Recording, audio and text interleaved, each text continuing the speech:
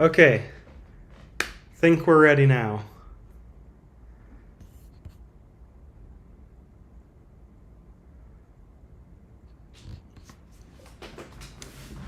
So let me know in the chat if you can see what's going on here. Here's my my office, and we're gonna put together this Ratrig V-Minion build. So this is what we got, just a bunch of parts.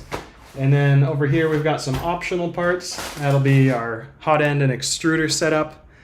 And yeah, so let's get this thing started. Now it took me a while because I wanted to make sure I'm streaming in 1080p, but I think we're gonna be, stuck with poor YouTube live streaming resolution either way. So the first step I gotta do is find the instructions for this kit. I got the mechanical build kit. It didn't come with any of the electronics, including stepper motors, so you have to source a lot of the components yourself if you just get the mechanical kit. But what that includes is all of your linear rails, all of your linear motion components, except for the motors. So we got our lead screw here, and some belts for our stepper motors. So that's all going to be good. And to get our instructions going, we just open up the build instructions on Dazuki here. So skip advertisement. Wow, it's... Oh no. This seems kind of scammy. Hold on, let me scan this one more time. So it says, you successfully scanned QR code with education content. And it pops an ad up for me to click on, which I don't want to click on. I want to skip that. Come on, Ratrig, you got to pay for the full license for that software. All right, so I want to see the build instructions for Ratrig 3D printers, and we're doing the Ratrig V-Minion, so here we go. All right, and if anyone has questions, just pop them in the chat. I'll check periodically, and I'll try my best to answer them. So, Ratrig V-Minion, here goes. I've got most of my 3D printed parts here. It took me about a day to print these out. I was using my Bamboo Lab P1P and the Ender 5S1 to print everything. And I'm gonna be honest, the P1P got most of the parts done. The Ender 5S1 required a bunch of tuning because I was printing with PETG, which I haven't done with that machine before. So it took an obligatory 4 or 5 hours of tuning before I got it tuned in just right. Now it's printing great, but in that 5 hours I lost a lot of time, and it ended up that most of these parts were printed on the P1P. So there's your real world usage. That's just the reality of using 3D printers. The P1P is actually doing some good stuff for usability. Yep, Raphael, these are printed in PETG, so yeah. So we're going to be putting together most of this mechanical kit today. We've got a ton of nuts and bolts here. And then once I finish that, I'll see what I can do with the hot end. I'm not sure if I'll be able to finish it without producing some custom parts for it. But I've got a couple of interesting options here. I'm kind of curious what the viewers want to see. So I've got this spider hot end. It's Creality's latest hot end. It's got a ceramic heater core in there, and it seems pretty clever, pretty well built. For some reason they wrapped that ceramic heater in an aluminum heatsink, which seems a little counterintuitive. But I'll do a more detailed video on this in a little bit, but they have a ceramic heater core and then a porcelain sleeve around that to insulate that heating element so it doesn't make contact with the metal outside here, and it also provides a little bit of thermal insulation. And oh, I forgot, I can zoom in with this camera, so here you go.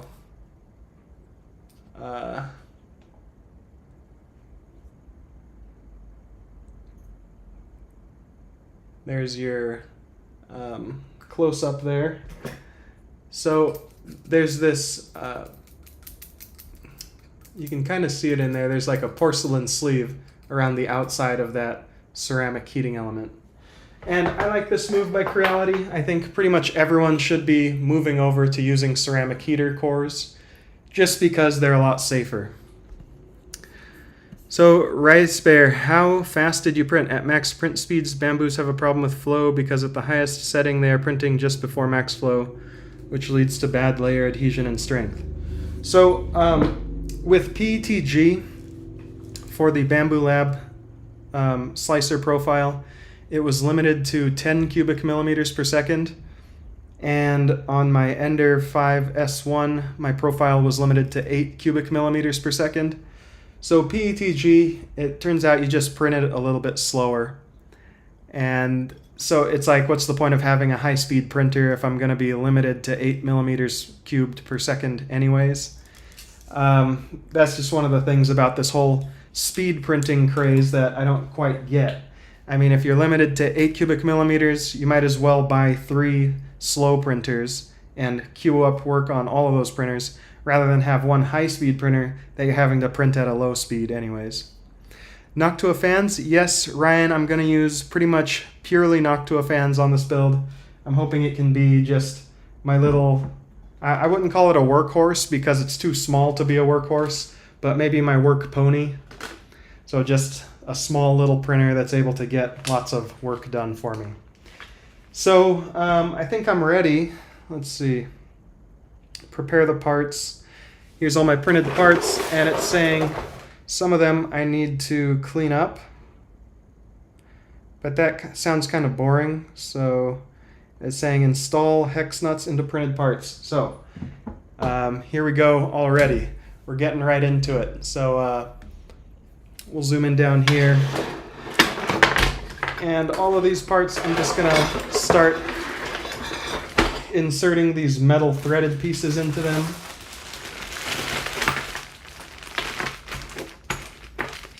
We've got some hex locking nuts, some hex nuts, and I think these kind of get sunk into these parts so that we can screw other things into it. Something that I'm noticing right away that I think Modbot also pointed out in his review of the V-Minion is they're using a ton of different little fasteners here. You can see it's like probably 3 of each size of fastener, which is just kind of inconvenient because you're always having to change the size of the tool that you're using. But we'll get through it. I think it would be nice if I just printed these instructions out. So I'm going to use my 2D printer to make some work instructions for myself. So let me just do that. Ratrig, V-Minion. So if I just Google Ratrig V-Minion assembly, I'll show you over here. So I just Googled Ratrig V-Minion assembly, and then I get all of these instructions. I'm going to go ahead and print this out if that's possible.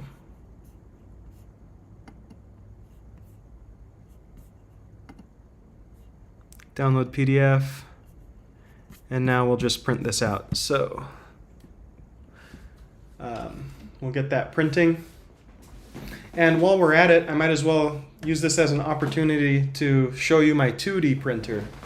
You know, I do a lot of reviews of 3D printers, but 2D printers are pretty cool. They're the OGs.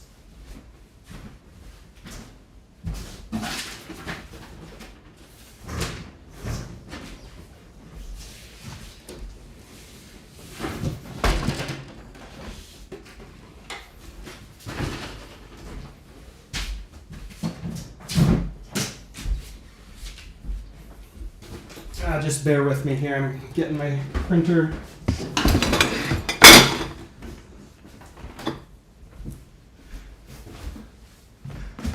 Okay, so this is the Epson EcoTank 2760. It's, let's take a look under the hood here. Instead of having traditional ink cartridges, we've got these giant tanks of ink. And I bought this thing a while ago. I filled up the ink tanks and I've printed thousands of pages of documents and I've never had to replace ink cartridges. So that's pretty cool. Let's get these prints going. So here goes. Fires right up, first time every time. Now this is some high-speed printing. That tool head's got to be moving at least 300 millimeters per second. Wow, and look at those accelerations.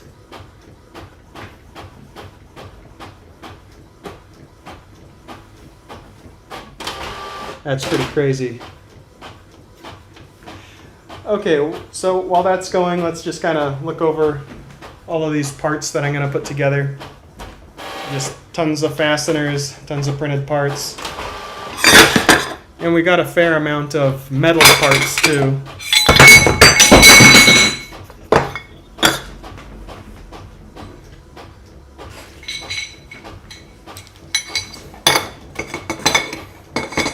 Metal pieces, and we got some metal brackets as well. So this thing's just cranking through these print jobs. It's got reliable first layer adhesion. These first layers aren't going anywhere.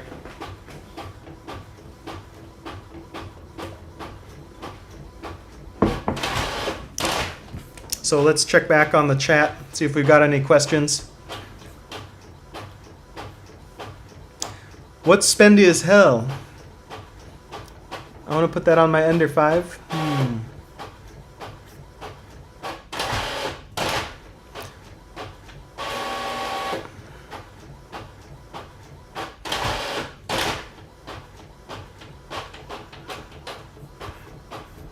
All right, so there's our instructions for the first step. Preparations.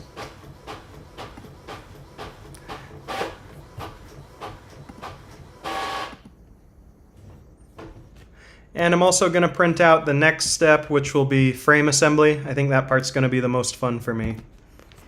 Just because that's when we get the bolts out. We start bolting things together.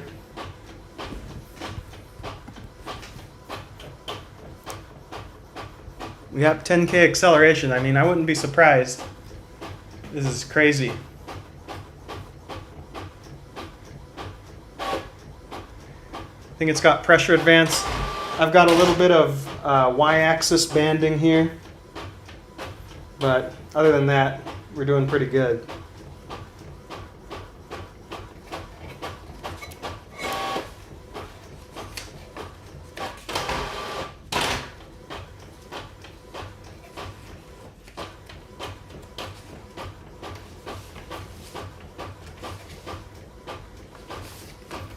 Okay, so let's get started with our preparations.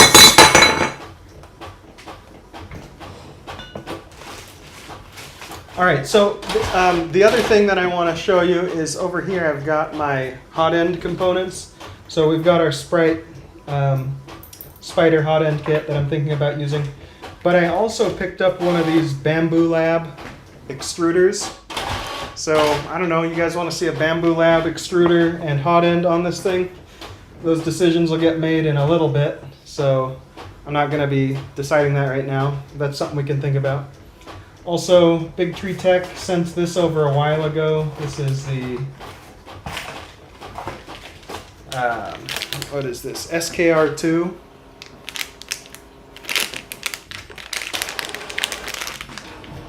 Might as well take it out of the bag here.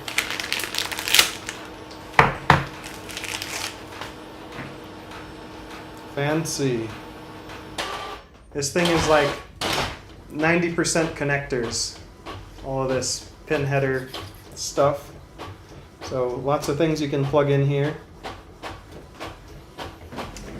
I don't think it runs Clipper. Well, you can install the Clipper firmware on there, but you're going to need a a Raspberry Pi or something to run the Clipper host.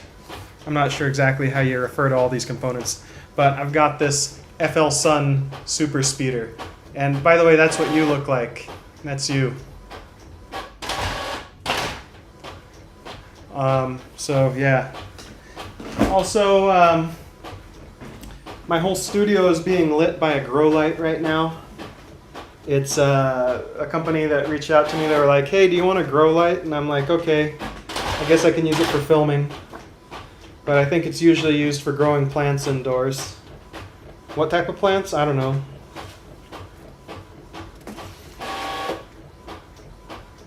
Okay, so let's get started with the preparation of the printed parts.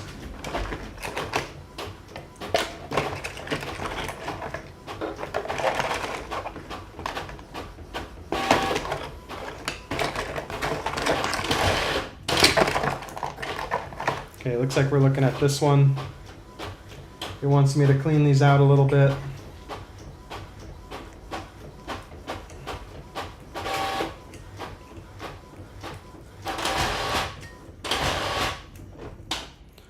There we go. And what next?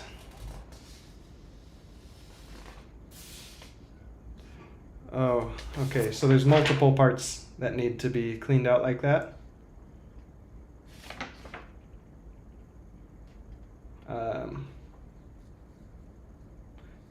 Why belt mounted printed parts? Is that the only one?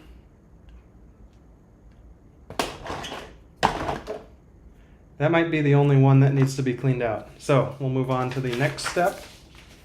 Installing hex nuts into printed parts. They want you to use a bolt and like pull those nuts into the, well, let's see. They want you to use a bolt and pull those nuts into the printed parts, but I think I have a better way. That involves these Knipex wrench pliers things. So let's just figure out where each of those nuts goes and we'll squeeze them into place.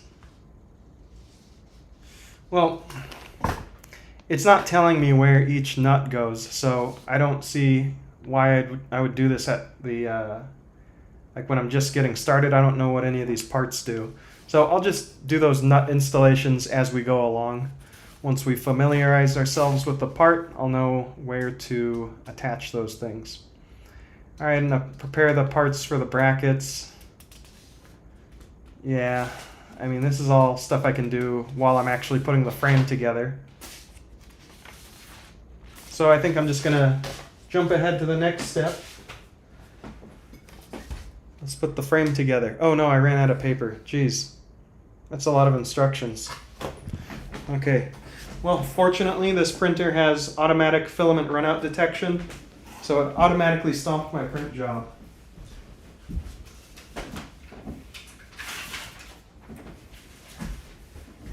I've just got to put some of this new paper in here. I only use high quality paper for my printers. Just make sure I get the best results every time.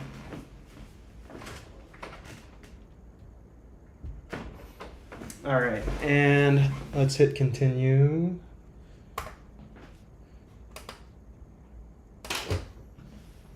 Nice. See how easy that user experience is? All right, let's get back to some user questions. Okay, people are saying weed. I don't know what weed is. That's like when plants are growing in your backyard or your garden that you don't want. Like you're pulling the weeds. Go for LGX Lite. Yeah, actually I have the LGX Lite here. So I don't know if you saw that. Just chilling in the back here. LGX Lite, it looks pretty awesome. Here's our LGX Lite. Just a tiny little extruder. Really small and lightweight. So I'm thinking, you know, if I pair these two up together, that'll make a pretty nice compact hot end. But I might have to design the part that combines these together and mounts them to the printer. But that's something I'll tackle a little bit later once I've got this printer further assembled. Let's see. did you get the printer with PETG parts? No, I printed them out myself. That's actually what took so long. They gave me this kit about 4 or 5 months ago, but I didn't have a printer that could do PETG parts. I kept trying to print things and failing. So eventually I decided, forget this. But now I finally had some time on my hands to tune my printers, and the P1P just printed the PETG parts right away without too much issues. So that was pretty easy.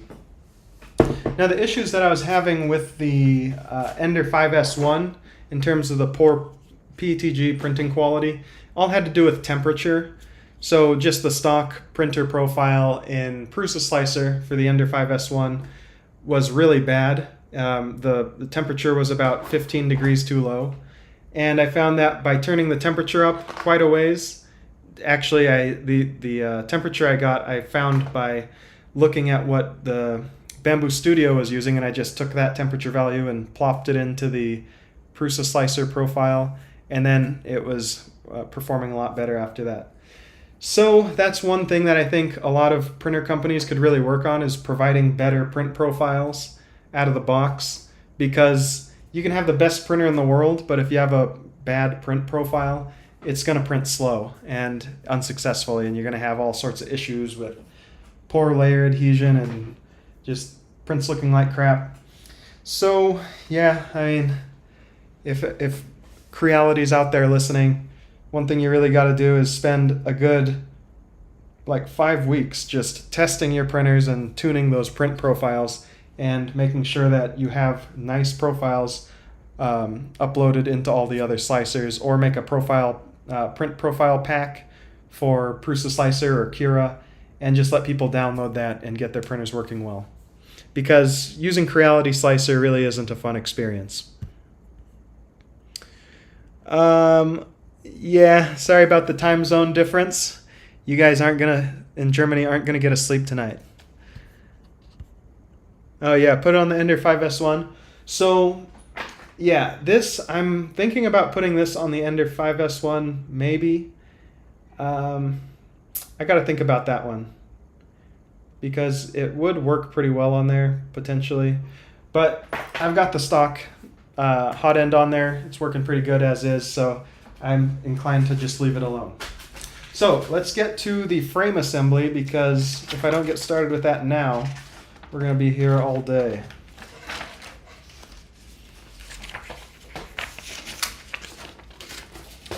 Okay, so let's get our extrusions handy. We got this one, and this one. And then 2 corner plates,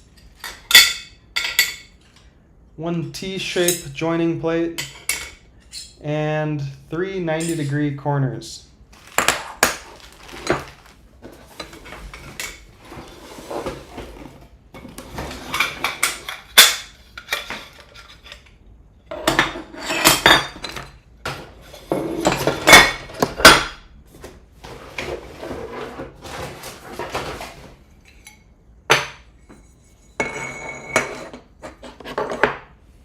All right, here's our 90-degree corners. We got 3 of those.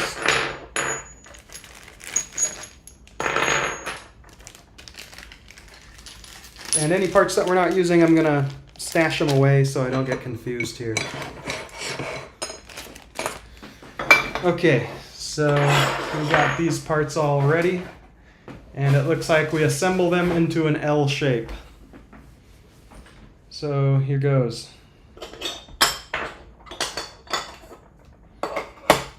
Need these 2.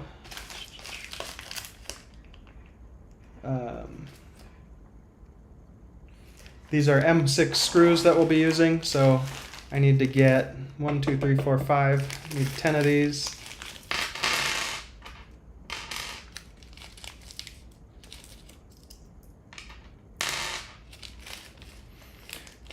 Still can't find silicone sleeves for the Ender 5S1. Yeah, that's a problem, isn't it? If you ask on Discord a little later, we might be able to look for some. Voron print profiles are tuned to perfection by Mr. Sir Dr. Patrick from the Voron team. Yeah, that's what I've heard. The Voron team, the Voron print profiles in Prusa Slicer are really nice. So that's exactly the kind of thing that Creality needs to do. But there's a little bit of politics involved in that situation, because why would Prusa want to upload profiles to make Creality printers more capable?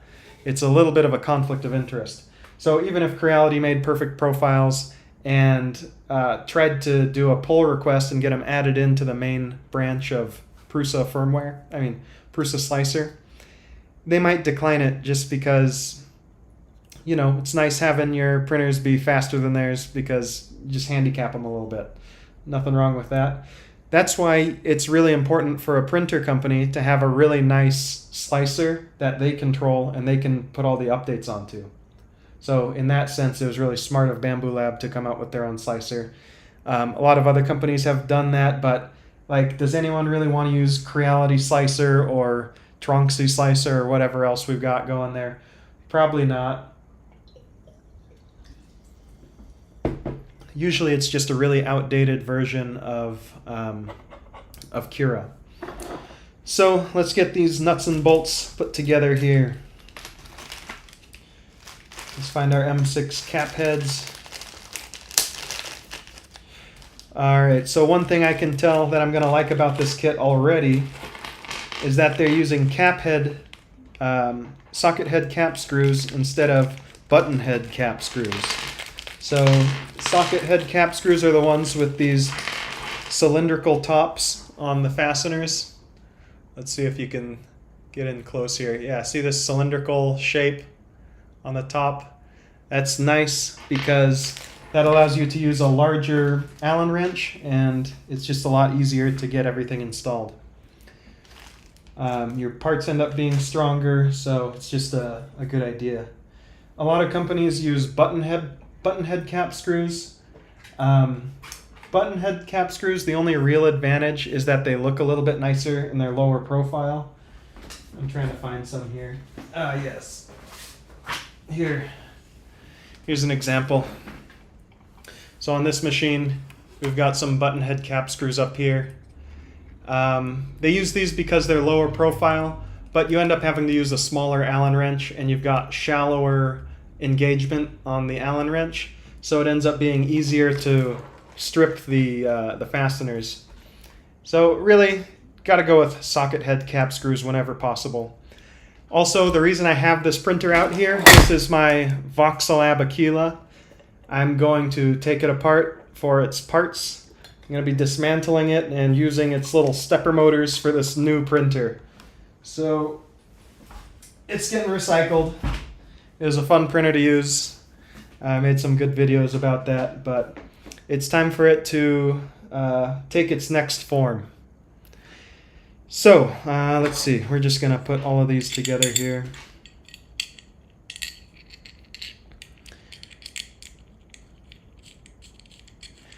All right, good to see 3D Print SOS in the chat. I'm really looking forward to his review of the Kitty next, their next version of the Chidi X Max or something. It's going to be their third version of it, and apparently it's got, it seems like it was benchmarked against the Bamboo Lab printers. So it's going to be insanely fast. Really big enclosed printer, so I'm looking forward to that one. It should be coming out in a couple of days from the announcement that I saw, so that's going to be fun to watch. So if you haven't already, go check out 3D Print SOS's channel and catch that next video. Ratrigs are pretty good. You can get pretty good quality and speed with the V-Minion. I believe it. Oh yeah, yeah, the whole bed slinger versus Core XY thing. I'm actually planning a whole presentation about that, showing people that there's really nothing wrong with a bed slinger. Really, it's the cheapest and sturdiest construction for a 3D printer. It's just really easy to put them together. It's inexpensive, easy to work on and understand how it works. So overall, it's a really good design. There are some limitations, so I mean, as long as you understand those limitations and you're okay with that, then there's really nothing wrong with the bed slinger.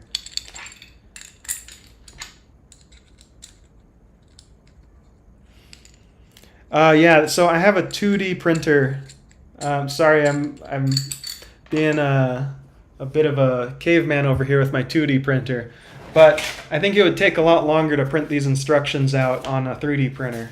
So I think I'm just gonna have to use my my Epson over here.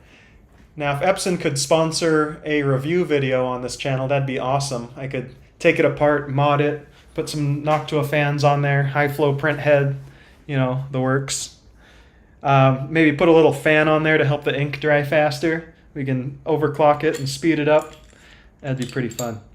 Okay, so we're making our little L shape here. According to the instructions, we just gotta put it together like so. It doesn't seem very difficult.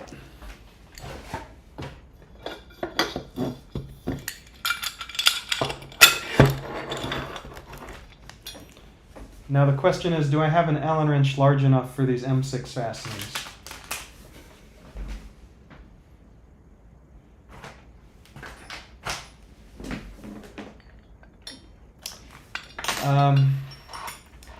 I don't think I do. This is my biggest one here, so I'm just going to get these finger tight.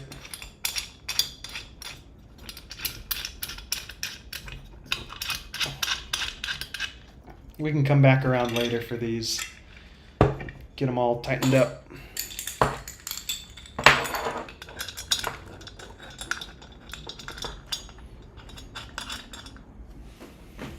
All right, let's get a close-up of this bolting action.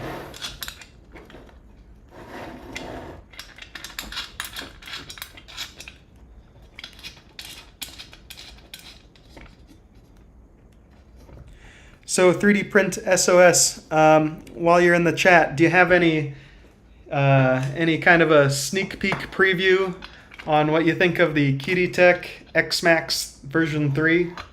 Is it as good as it sounds?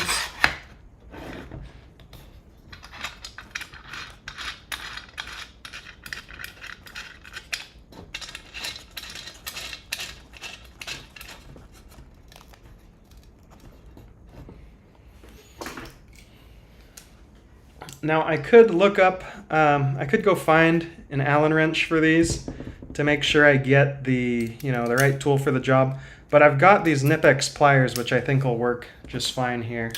So I can just adjust these to the correct size and then just tighten these up.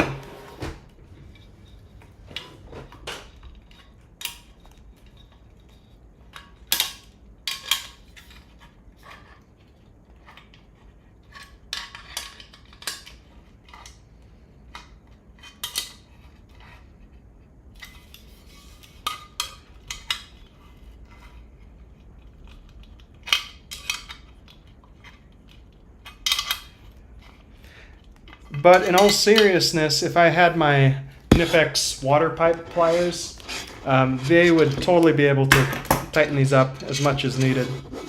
Those water pipe pliers are seriously strong.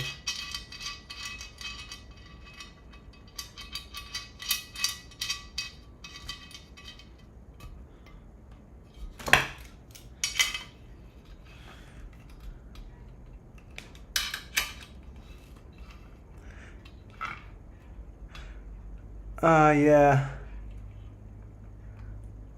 Xenon is saying for a large printer, Core XY starts to run into problems. I'm pretty curious to see what Bamboo Lab ends up doing with their large printer. I mean, I haven't heard anything official, but it's pretty much a given that the next project that they're going to tackle will be a large printer.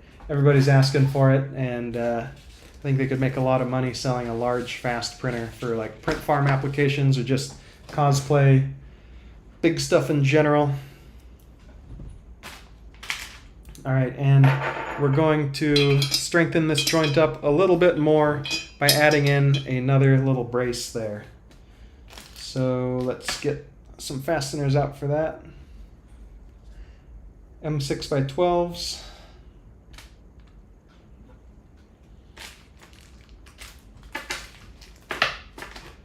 All right, we need 2 more M6 by 12s.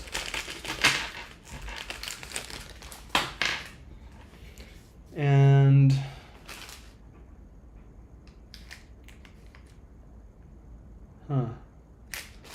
let's refer back to that first sheet.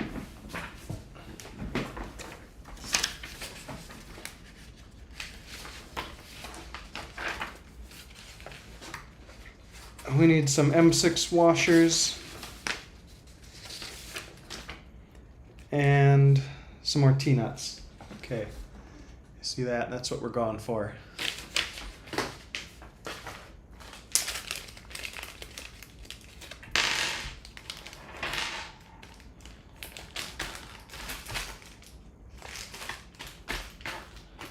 Now I'm having trouble finding the washers. I don't know if they provided them or if I just lost them.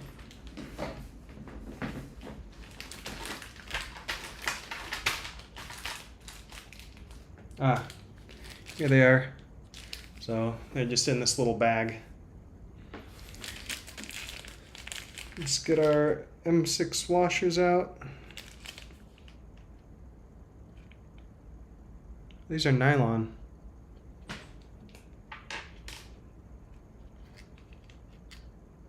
Oh no, the M6 ones are just black steel washers. The M4 ones are nylon.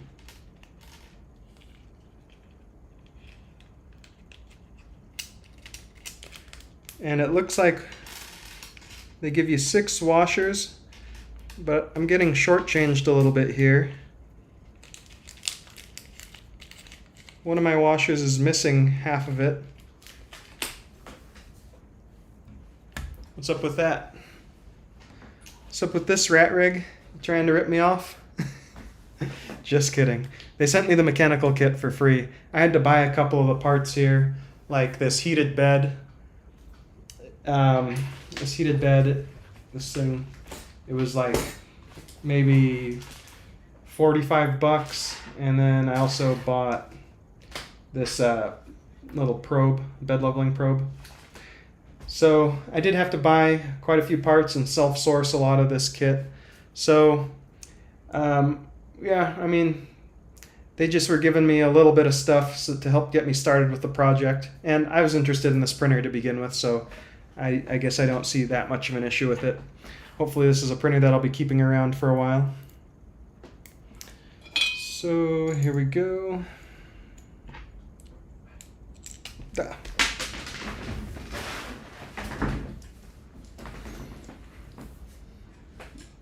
All right, let's see what's going on in the chat. Looks like the opposite of assembling the printer square. That's pretty square. I mean, it squares itself just by sitting on the flat surface there. Oh, 15-minute Benchy G-code. Well, 3D Print SOS, you just gotta wing it sometimes. Just like, let's try slapping some random profile on there and see what happens. That's one thing about a lot of these companies is they don't really think through, well, once people get the printer, they're going to need to like slice some G-code, and what's the whole user experience going to look like for them?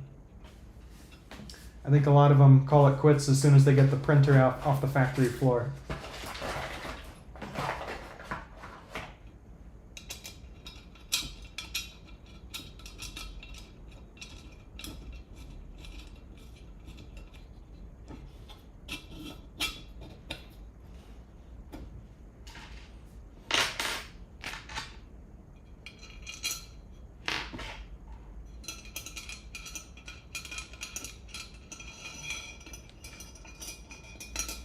Alright, just pushing this into place and then see if we can catch it with this screw.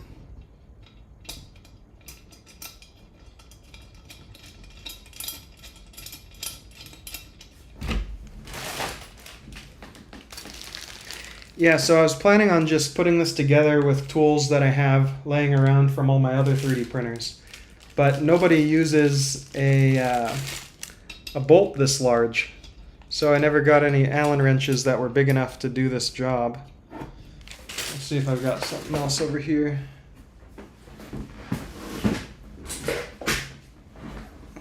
It's been a while since I unboxed this, but I don't think they included any.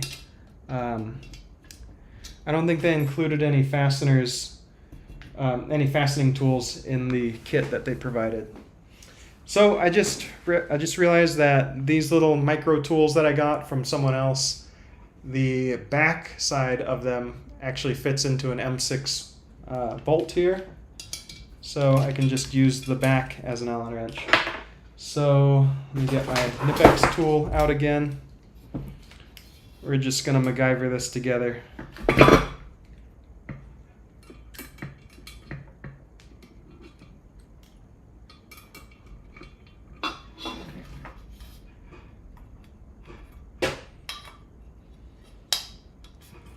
And this works great.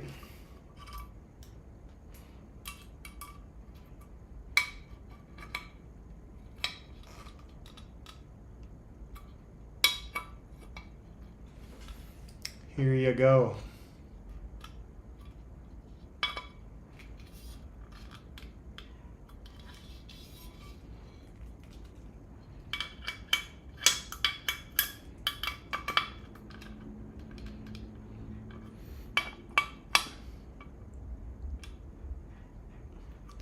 Why is Herzelnerk screaming inside? Am I using the tools wrong?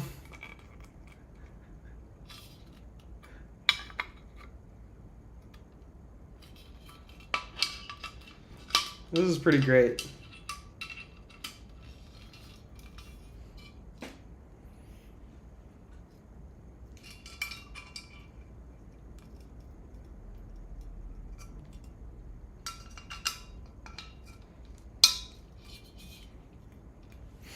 Yep, I need some boron nitride paste for sure. Well, we'll get there. Hot end assembly isn't going to be for a little while. Alright, so here's our little L shape. That's all done. Next step. Now we're going to terminate that L with a T. So here goes.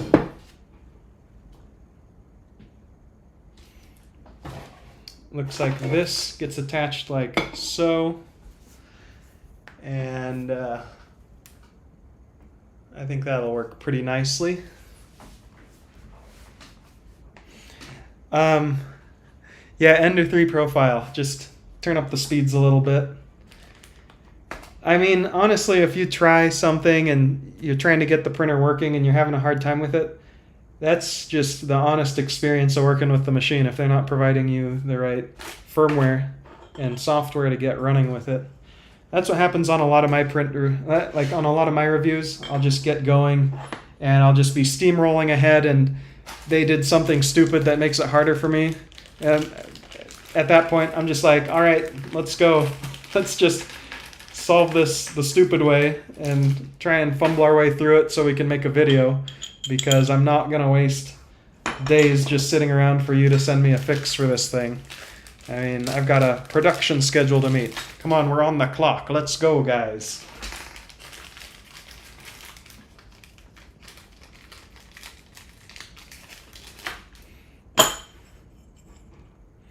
All right, so next piece that goes on is this little plate. Oh my. Okay, these are the wrong size T-nuts. Put those back in there.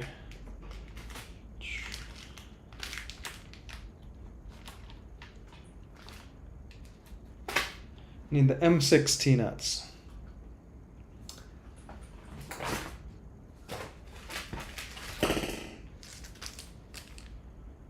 Okay, and they actually have a bag of extra parts. Hopefully I don't need to break into these, but I don't think they included an extra M6 washer for me. Maybe they did. Not seeing it. Okay, well, anyways, I gotta find my M6 T-nuts. Here we go. No, these are the square T-nuts. Okay, too many different fastener types here. I need the drop-in T-nuts, I think.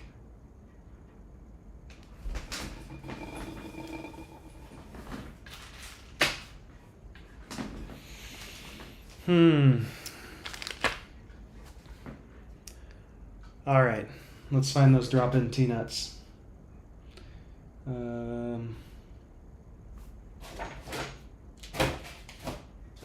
Or am I supposed to use square T-nuts here? Let's check out what we got.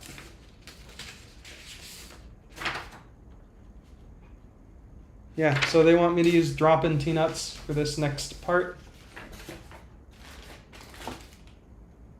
I just don't know where the M6 drop-in T-nuts are.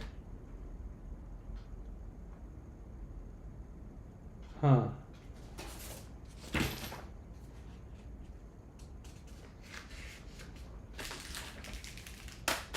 Why does oh, there they are. Why does building 3D printers have to be so hard?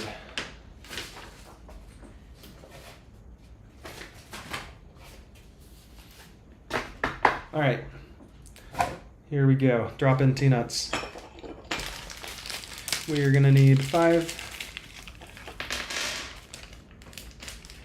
And we'll need 5 of these. We already got them.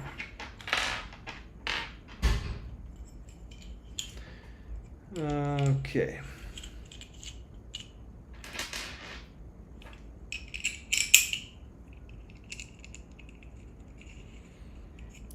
Guy showed up. Nathan reading instructions. Is this an April Fool's joke today? Well, yeah, I figure this one's complicated enough that I just can't wing it. Ugh. But you'd be very proud of my use of tools today. I'm making do with what I have. So this is my M6 Allen wrench here. Just put it in like this, and then use these Nip-X pliers to turn it. It's working quite well. But we got a job to do here, so put some more of these on.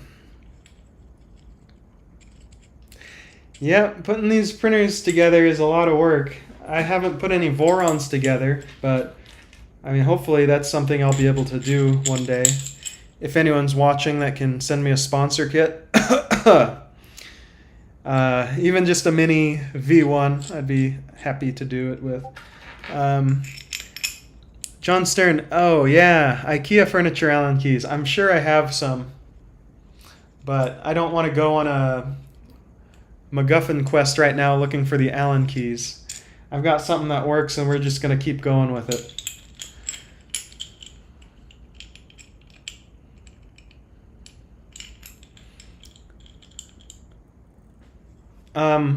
So I don't know if anyone watched my short earlier today, but it was pretty interesting. I told people about my microchip. Yeah, that's an April Fool's joke. There was no microchip. But I have a lot of people that are really worried about me now.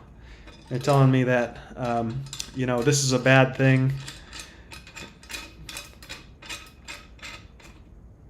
Oh, Jason isn't here.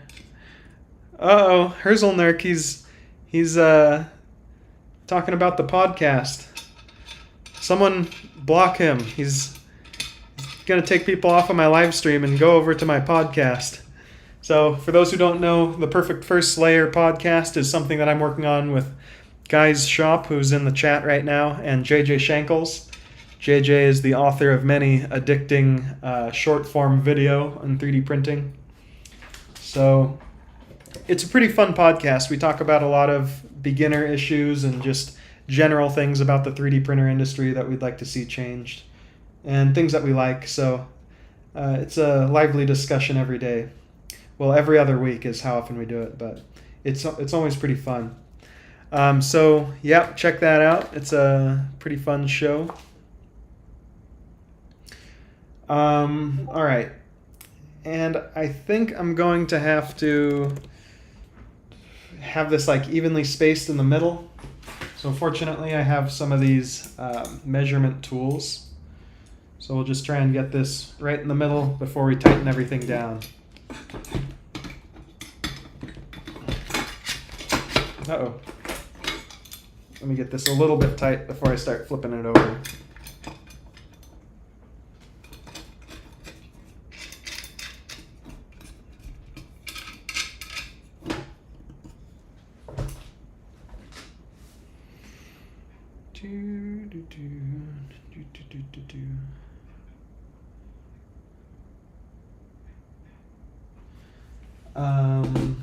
Let's see. So, I'm going to teach you a little something about calipers today. Everyone should have a good pair of calipers if they're doing a lot of 3D printing projects. The reason why you want calipers like this is they're nice. Being able to measure things precisely is really handy. So for instance, if I didn't know what kind of screw this was, I could just measure it. And I'm like, well, that's about 6 millimeters, so we have an M6 screw here. And then you can measure the length of the fasteners. If you ever need to have exactly a 12 millimeter fastener, you can actually measure it and see what's going on there. But the other nice thing is you can measure all sorts of parts for reverse engineering. If you wanted to 3D print some brackets out that were doing the same thing as this, then being able to measure every little part of this aluminum extrusion would be really handy. So there's multiple ways of measuring things with calipers. The most basic is your pinching arm. So this just pinches onto whatever you want to measure. So if I wanted to measure this right here, just pinch it, or measure the extrusion, just pinch it, and then you get your measurement.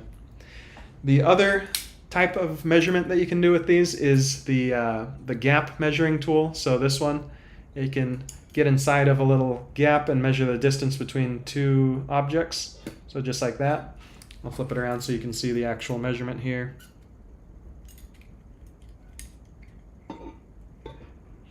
So just like that, you can measure the space inside of this hole. Then there's this drop down feature, this one that sticks out the back. Take a look at this. So this one that comes out the back actually can measure things. So when it's closed, it's at 0. But if you stick it out 10 millimeters, then you can measure something that's 10 millimeters long. So if you wanted to see how deep this hole was, you can just stick it out too far and then drop it into place. And then you'll get your measurement here. So 9.35 millimeters. All right, and then the last one I'm about to blow your mind with. You've probably never heard of this before, unless you're a machinist or something. But you can actually measure things with the top of the calipers. So see this little thing here? This is our step measurement. And a step measurement is nice because it lets you be flat against something. So this is just sitting flat on the top of this thing right here. And then if I pull this down, I can measure the distance to some object down below. It's really handy for a lot of measurements. And just right now what I'm going to do to measure, and what I'm going to do to measure this right here is use that stepped measurement. So we've got this flat all the way at the end here, and then I just push this down, and then I get my nice accurate measurement. So we're at 119.88 millimeters there. We'll measure the other side.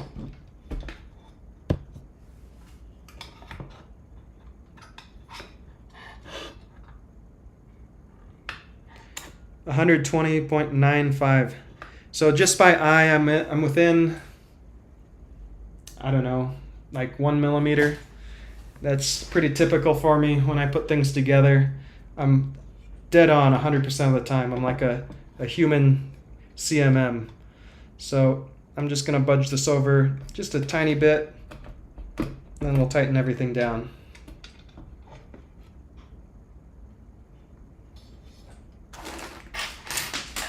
Ah, crap.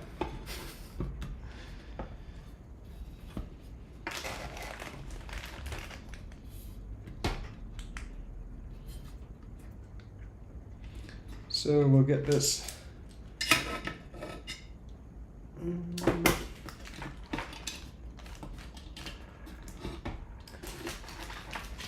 All right, now to torque these down, I've got my handy tacky Allen wrench here.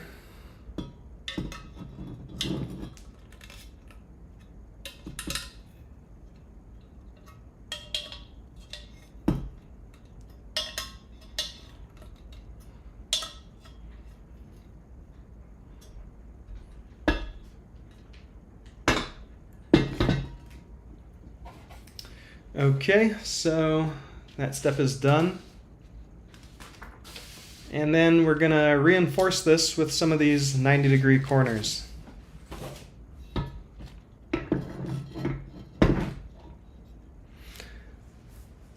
Oh yeah, nice. Okay, I'm glad some people had never heard of that before. Use a metal set square. Oh yeah, I have a Mitutoyo pair. I'm using this one now because someone sent this to me for free. I don't think they're as accurate or durable as my Mitutoyo pair, but I mean the large display is kind of handy for if I'm live streaming or trying to show something on camera. So it's pretty nice. I've just been using it. My Mitutoyo calipers are about 3 years old now, and the batteries have just, I don't even know if they use any energy. They probably work without batteries. It's just insane how long the batteries last on those things. I actually took the battery out because I was having an issue where basically the caliper was displaying like 4 just lines in the middle, and apparently that just means I needed to press the origin button and reset the origin on the calipers. But I thought it was some kind of weird error, so I took the batteries out and measured the voltage, and the voltage on that battery was higher than the unused batteries that I bought from Amazon. So I guess Mitutoyo ships them out with some pretty nice batteries, and it also helps that they just barely use any electricity at all. And the screen just stays on all the time, so I'm not sure how they're able to do that. But yeah, pretty impressive. All right, let's see, what else we got here? I think it's time to start putting these little angle corner things on, so let's get to it. Oh, and about the podcast, we're actually pretty proud that we've finally got listed on Apple Podcasts. For some reason, Apple didn't trust us. They thought we were nefarious or something. I don't know if we are. Maybe we are. Maybe we aren't.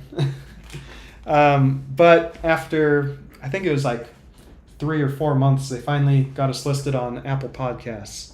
So if you're an Apple person, then you can watch it on your iPod or whatever. And those drop-in M6 T-nuts disappeared again. Here they are. We're going to use 4 of these. And 4 of the bolts.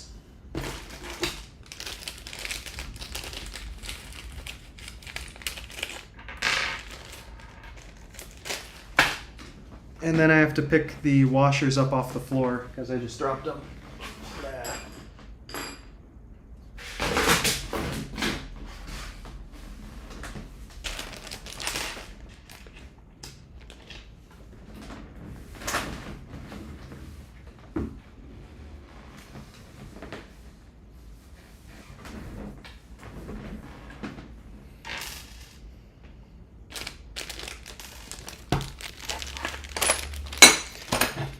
So was everyone excited for that Prusa MK4 announcement?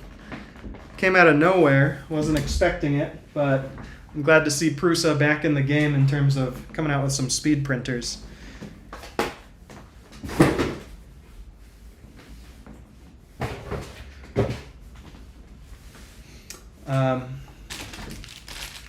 That washer is just gone now.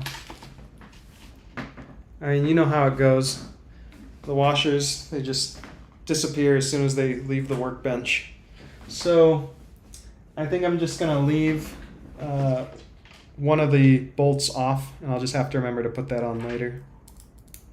But I've definitely got spare washers, so that's not a big deal.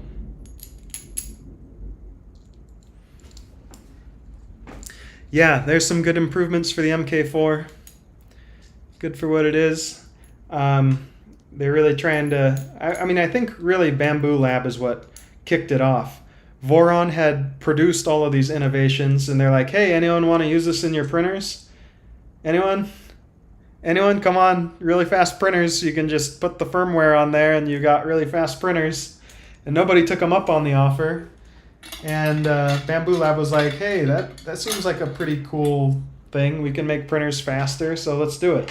And now everyone else is rushing to that pot of speed printing.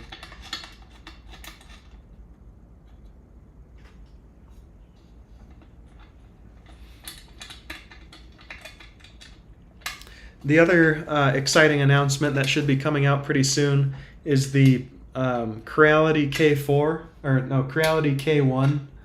It's supposed to be a high-speed printer, so we'll see what they have to offer. A lot of Creality's products seem like they're kind of rushed. So they've been using finished MK4s in their print farm for a year. Wow. I don't know, maybe I'm just not up to date with all the news that Prusa's coming out with, but it just seemed like it was completely off the radar for me. So when I saw that announcement video, I was pretty hyped. Prusa has a way of making really exciting announcement videos that all the music that they use, whether it's the Home Depot Dad Rock or the high tempo trumpet brass stuff going on. It's just always really catchy when they come out with one of their release videos. Unfortunately, the Prusa XL's release video announced its arrival like way too early. It took them forever to get that thing ready.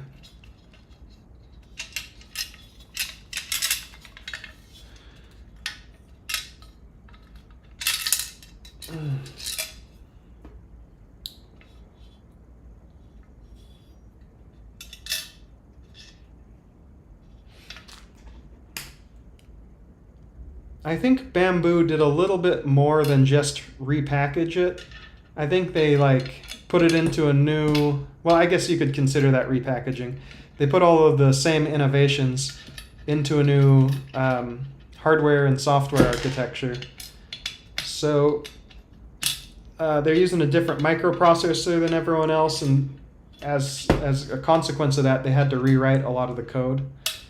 And I'm sure that they've got a lot of smart people on their team, so I'm sure they were able to rewrite a lot of it and implement the same types of pressure advance and linear advance features.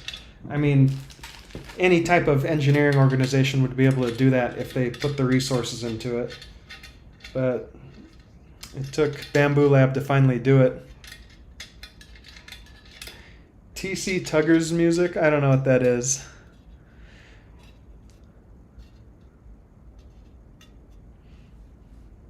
Yeah, right, the Prusa XL music.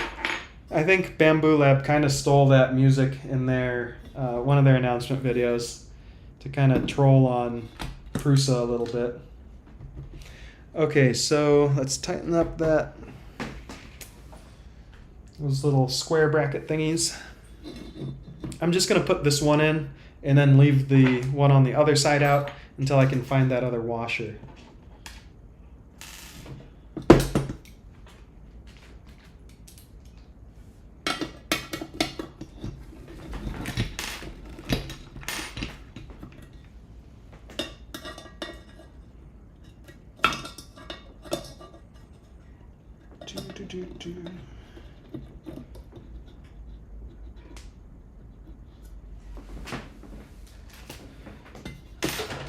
All right, that should be sturdy enough for now. And I guess I'll just, yeah, I mean, I don't want to use this washer. This just seems like something I don't want to use on my printer. I have spare M6 washers, so I'll go source that a little bit later. And we'll make sure this thing gets put together correctly the first time around.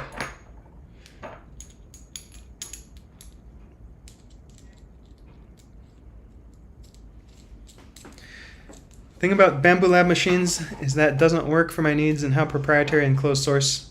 Also, cloud connected machines, no thanks.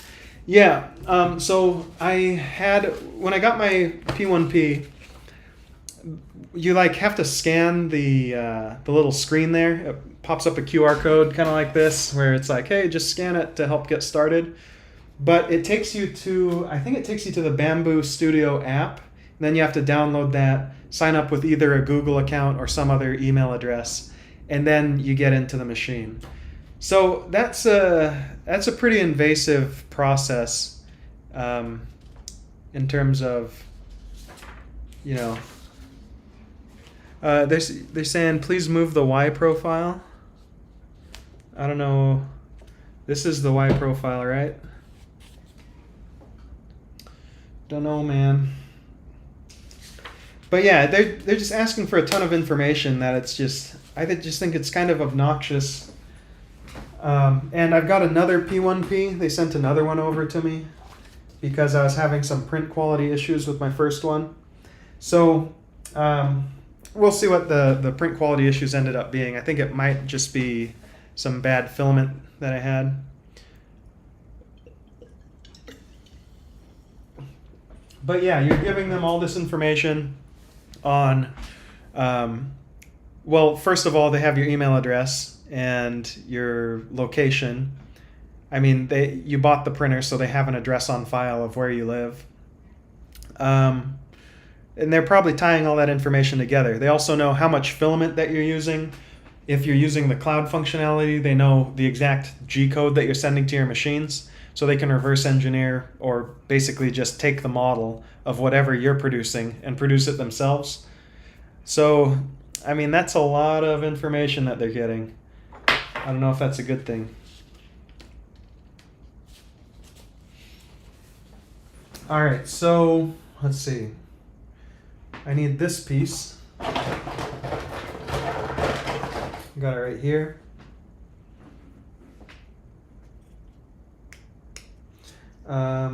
Six rubber feet.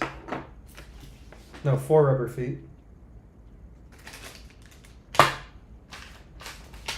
But the other thing that Bamboo Lab is doing that's pretty clever is they sell a bunch of little like disposable accessories, like the filament cutting blade for the multi-material unit, and a bunch of other stuff. And basically what that does is that's like, even if it costs $4 to replace it, it's not really that big of a deal. It's not super expensive. But that gets you on their website where now you're making a transaction. And then it's like, okay, well, if I want free shipping, I have to pay another $40, so I might as well pick up some filament. So you end up buying a bunch of their stuff from them instead of, I guess, traditionally you just bought it from a bunch of random sources. I do think it's a good idea for a printer company to produce their own filament, like what Prusa has been doing for a while. They're ensuring that they're feeding their machines with high quality filament so you get high quality results in the end, and it's all under their control. Versus, I guess the issue I was having with some Polymaker filament, sorry Polymaker, but the filament was producing some pretty ugly looking prints. You know, do the filament manufacturers care as much if they're might be ruining the reputation of a 3D printer company that's making 3D printers? Yeah, so I don't know anything about the links that they may or may not have with DJI. I just don't like all the tracking and control they have over the machines. I mean, it's not just, you know, what Bamboo Lab wants to do with it. If you're operating in a certain area, then like governments are gonna want to get in control of all this stuff. So it's just like opens a whole can of worms.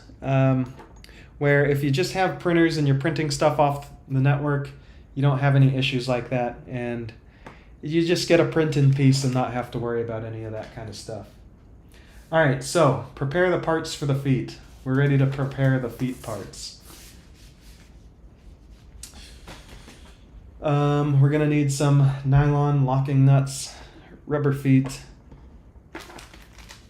and M5 by 25 screws.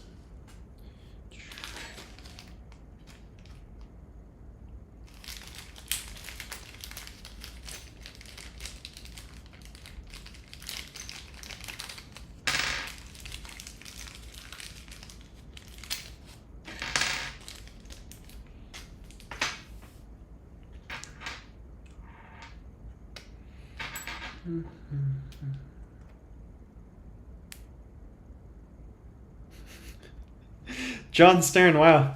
You seem like you've got an axe to grind with Bamboo Lab.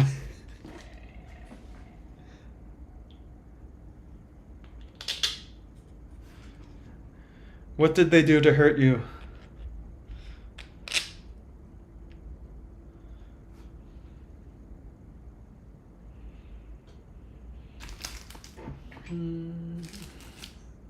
Alright, M5 hex nuts. Locking.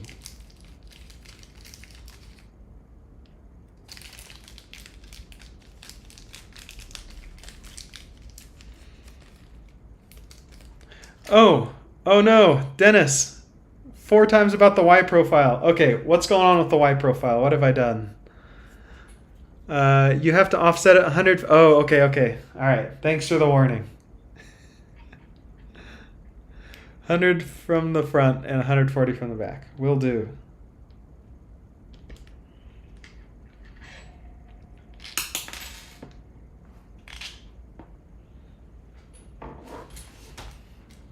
I like these little Knipex wrench pliers.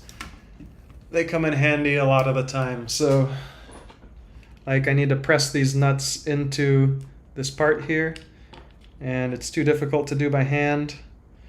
But if we get our Knipex little wrench pliers going, open them up.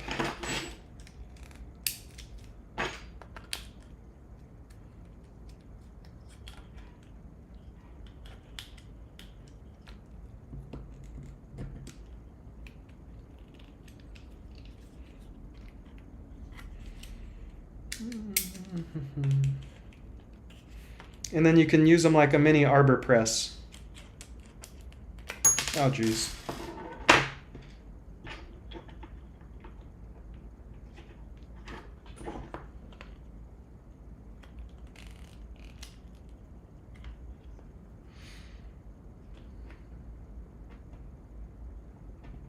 Yeah, I hear you, John. I want a lot of competition. I want other 3D printer manufacturers to be like on the same level. But you got to admit, a lot of companies got a little lazy in the innovation front. I mean, how many versions of the Ender 3 on the market did you know about until now? Now all of those are becoming obsolete, and we're going to be moving towards better printers, and hopefully those other printers will be coming down in price, so now everyone will have more access to the hobby.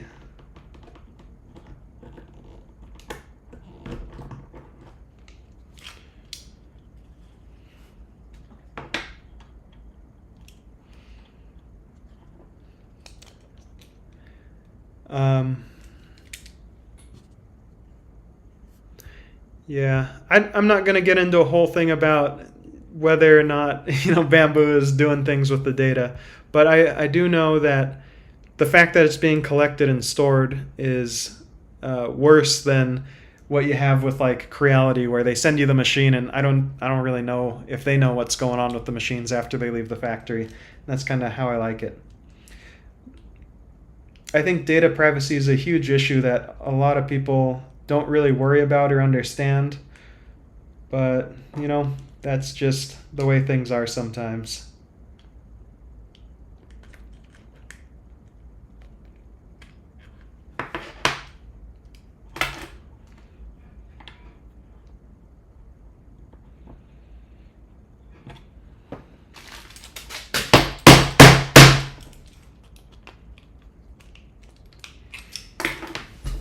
All right.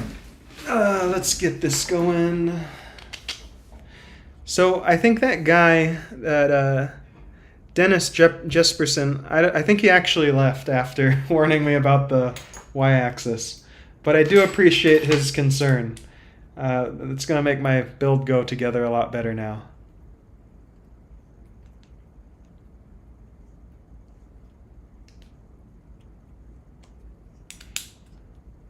You're right, people will spend more money on filament than the printer if they're printing a lot. I think a lot of people, I mean, just speaking about people that I know in my personal life, most people who get printers don't end up printing more than a spool of filament a month.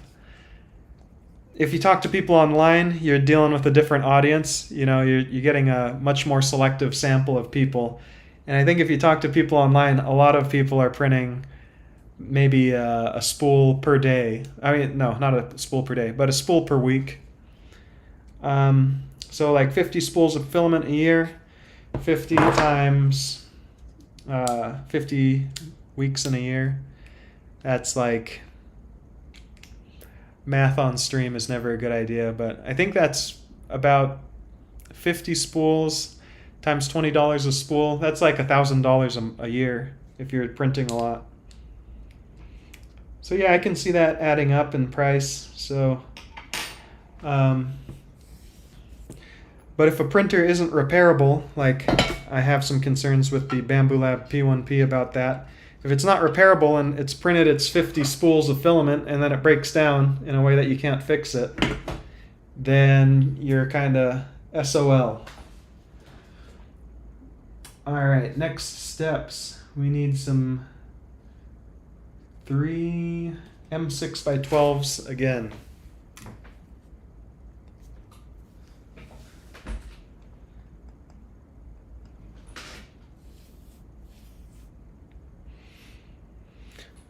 I'm not a full tinfoil hat person, but I ditched my smartphone and it's a better data privacy and mental health, it turns out.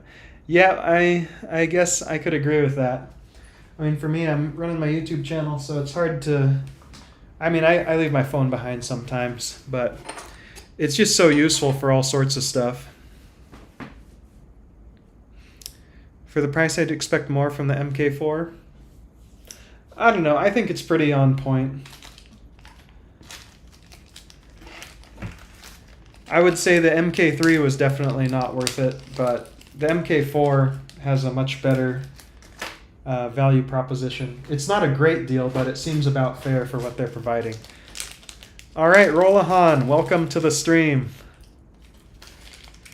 I've just got my slow and steady build coming together. This is my first kit build, so we'll see how it goes. I think kit builds are kind of well suited to live streaming just because they take so long. And it's like, do I really want to go through and edit 100 hours of footage? Or do I just want to kind of vomit it online in real time? Okay, let's see. Need some more of these.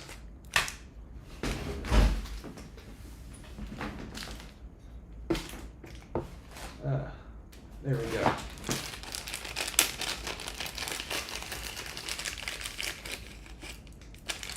Everybody say hi to Rolahan. He's got some pretty cool stuff going on his channel. Definitely check him out. He's the author of the Rook printer, which is, I mean, he's made a ton of different 3D printer designs, but the Rook seems to be the one that's taken off the most. Whoops. Oh no.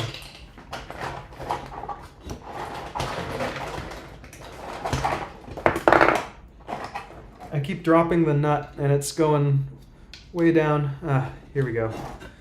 I'll just pre-install them like this. That should make it a little easier.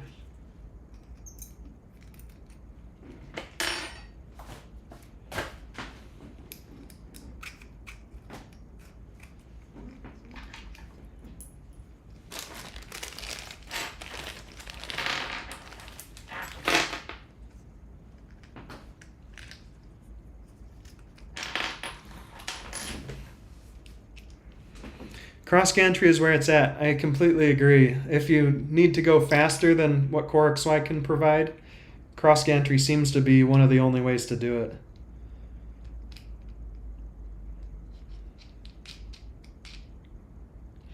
I think we need to see some more stronger and lighter, maybe some carbon fiber Cross Gantry stuff going on. That would be pretty sweet to see. Basically the system Bambu Lab has right now, but applied into a Cross Gantry configuration, that could be capable of going pretty dang fast. especially if you sized up the carbon fiber rods. Right now, the carbon fiber rods they're using are about 15 or 20 millimeters in diameter. But if you scaled those up to being like a couple of 25 or 30 millimeter diameter rods, those would be incredibly stiff. So you'd be able to scale it up and bridge a huge gap while maintaining high speed and accuracy.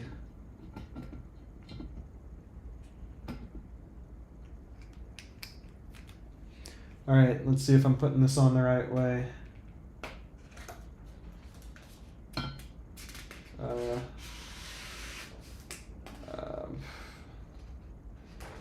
It's upside down. Is it?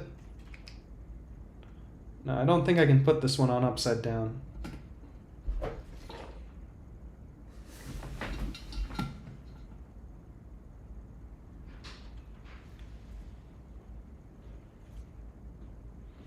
I'm just gonna go with it.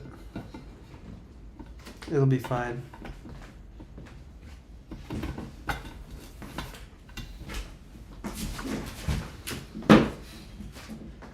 All right.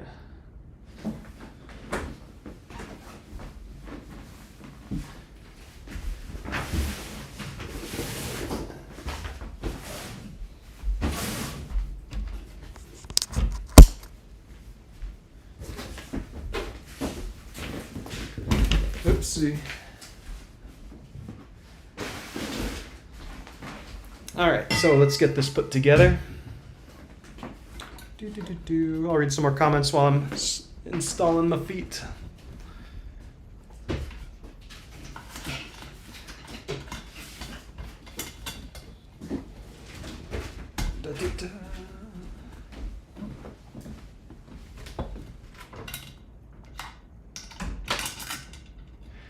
I still feel like I'm putting this together backwards somehow. No, I think it's right. This looks like a part you can't put together backwards. Oh yeah, the rubber feet go on the bottom, definitely. Herzl Nerk wants all the cool printers out there. I have a lot of printers, but there's a lot of printers that I'd like to get in for review, so I know the feeling. Even if you have 20 plus printers, you're gonna want more.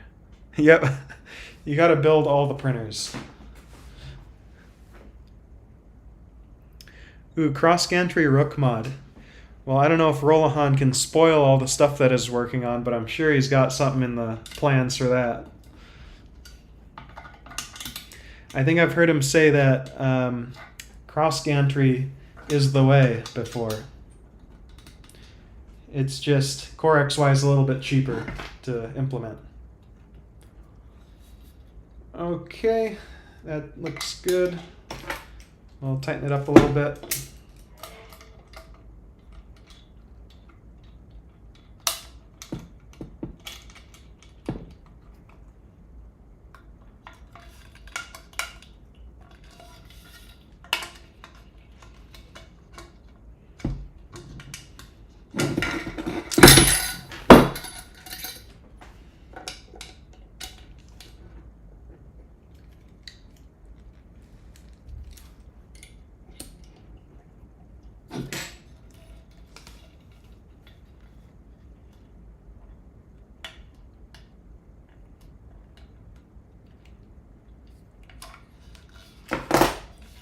All right, we got our little feets on there now.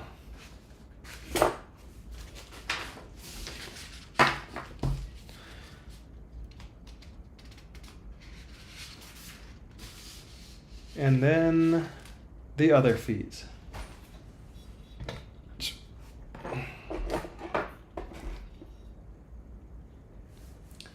Two M/15 cap screws. Here we go.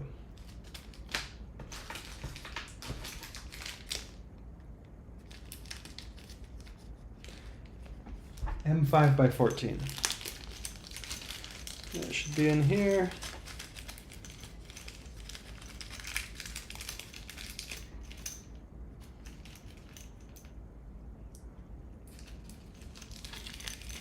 So I've always been pretty good at identifying fasteners because one of the first jobs that I had in college, my first assignment at my first job was to go through a bin of fasteners and organize them and put them in the right spots, which I think was an incredibly formative and useful experience for me. Just learning all the different fasteners and seeing how they're measured and stuff.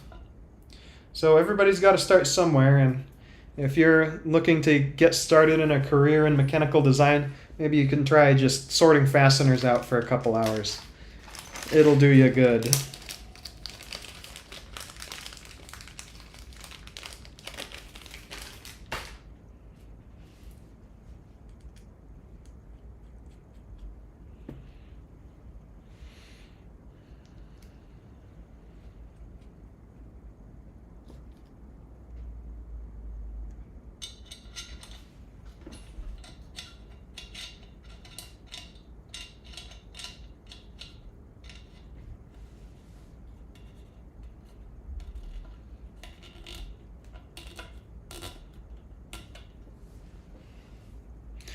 But man, I feel like the 3D printer industry is getting a little more dramatic. There's so much drama going on right now. I mean, you've got Prusa calling out Bamboo Lab for not participating in the spirit of open source. I just try and stay off of Twitter. I didn't fix the Y profile. As soon as that guy comes back and complains about it again, I'll fix it, though, I promise.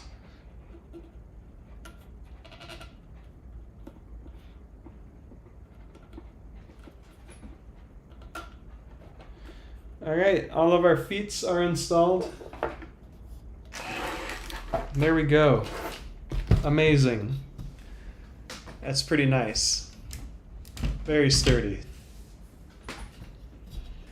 Solid little frame there. So that's pretty sweet.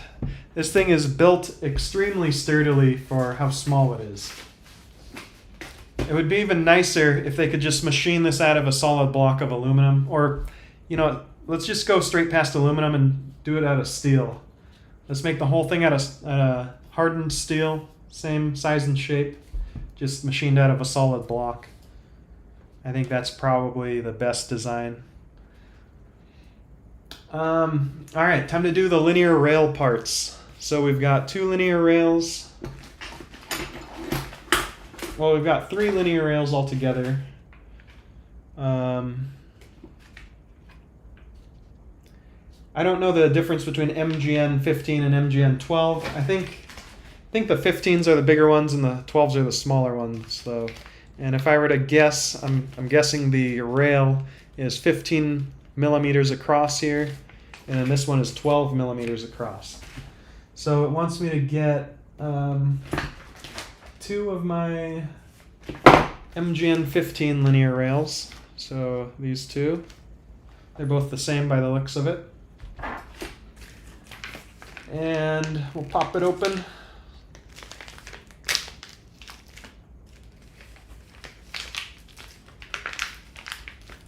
By the way, everything in this kit was extremely well packaged and sealed, and it was in a really small package overall. That's one of the advantages of selling a kit printer, is they're really small. I'm going to wipe off some of this oil so I don't get so much on my hands. But yeah, it was basically like a little brick of 3D printer parts, and nice and solid little brick. Pretty inexpensive to ship because of that. Versus a fully assembled printer, it's got a lot of empty space in the box, so you end up shipping a lot of foam. And they're pretty fragile once they're all put together. Okay, so MGN 15 rail number 1. We're going to put it in back here. Ooh, yeah, these are nice too. Just listen to that.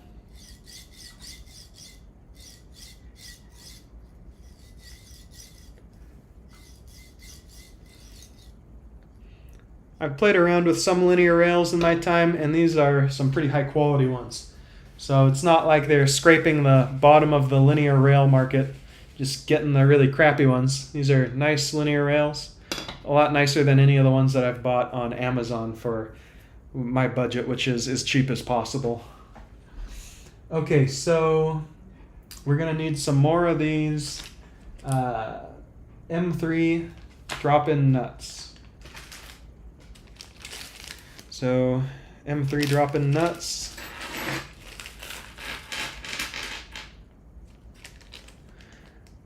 King Sidorak works hard as a moderator for free.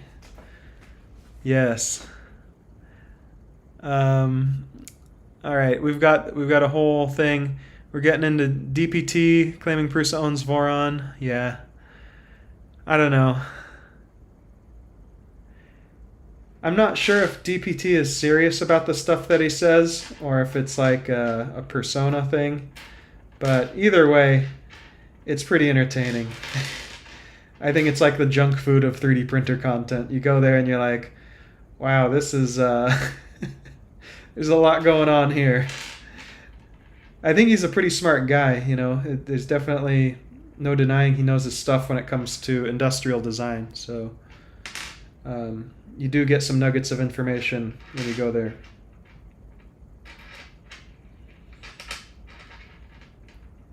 All right, I'm just sorting all these out. So it looks like most of these are M3, and then we've got a couple M5 drop-in nuts. All right, so we're going to use 1, 2, 3, 4, 5. 5 here. And then 5 on the other one.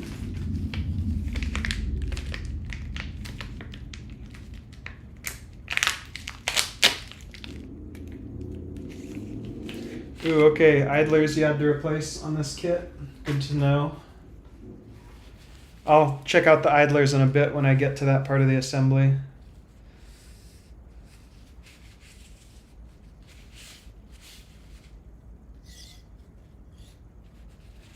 So has anyone found any good April Fool's content on YouTube this lovely April 1st?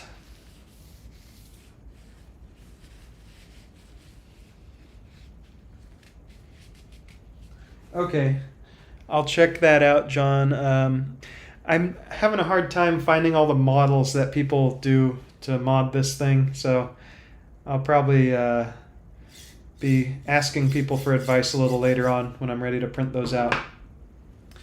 One mod that I printed out already was this base kit, so it kind of like goes on the back here. Not sure exactly how it fits in, but it kind of houses all the electronics in the back corner of the machine instead of having it as a separate box.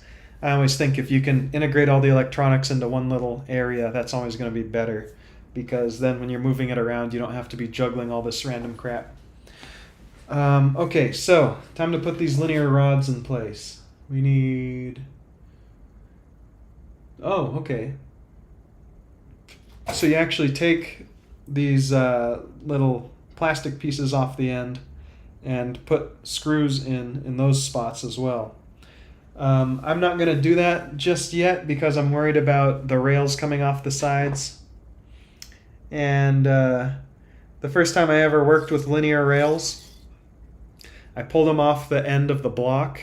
I like went off the end of the rail and pulled the block off, and then all the ball bearings fell out. So yeah, that wasn't a great experience for me. Some linear rails have like a little wire in there that prevents the balls from falling out, but I don't really want to risk it on this build right now. I'm sure John probably knows whether it's got a... Oh, put magnets on the rails to stop that? Okay. Well, we'll get there. I just gotta get this stuff all ready. So I need some M3 stuff.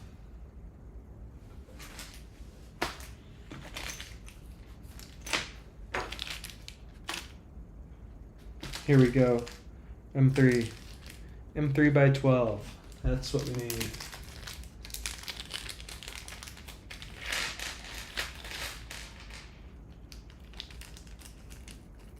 Right, yeah.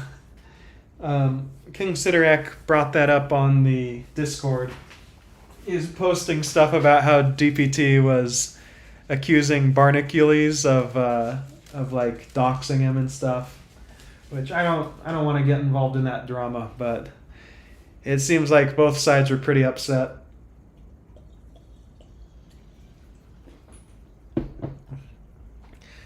I think I'd have a hard time caring if I was in an argument like that. Okay. Vector 3D spool holder is a good mod. Alright. You needed to use that spool for something. Well, I'm not going to ask, because that sounds like you're being vague and I don't want to press.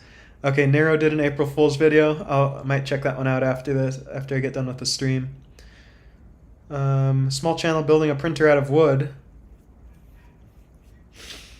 Well, speaking of, there was a guy that built a tiny little resin printer, and I think he made a lot of parts out of wood. It was like the size of it's like smaller than a matchbox. Just a super small printer. That was a cool video. I'm pretty sure most people here have seen that because it kind of blew up on YouTube. The printed parts that I have are just clear PETG from, what's the brand? Polymaker. So Polylite PETG. Now it's time to proceed with the build. So I got to put one of these in each little hole.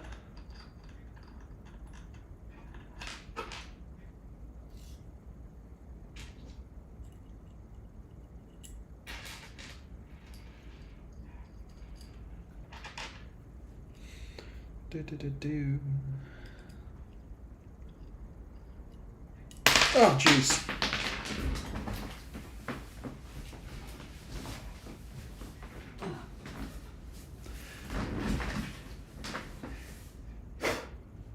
I've always had hardwood floors and brick floors and tile and whatever when I'm working on my 3D printers, but I can only imagine the pain and suffering of being someone putting a 3D printer kit together on a carpet. That's going to be a rough time.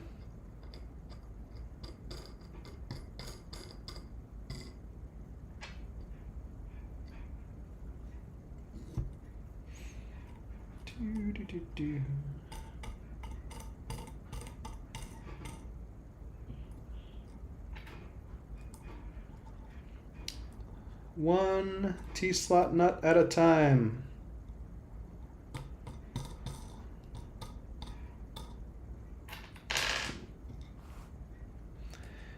Not meaning to be vague, I brought some poly. Okay, yeah. Right. Yeah, once you open a bag of PA6 filament, you really have to use it. I mean, you can let it sit around, but it's going to absorb a bunch of moisture and then be kind of miserable to work with. So, well, yeah, I guess they don't bounce all over the place. And then you can just get a magnet and then suck up all the fasteners that you dropped.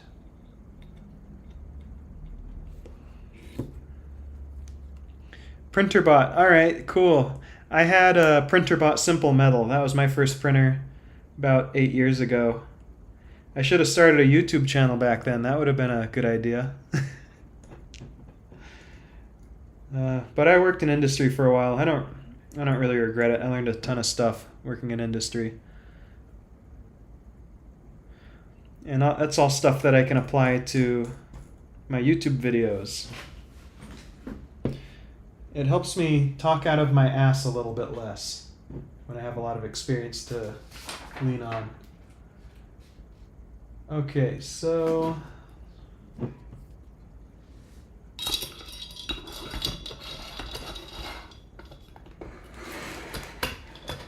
we're entering the next phase of assembly. We're putting the linear rail on.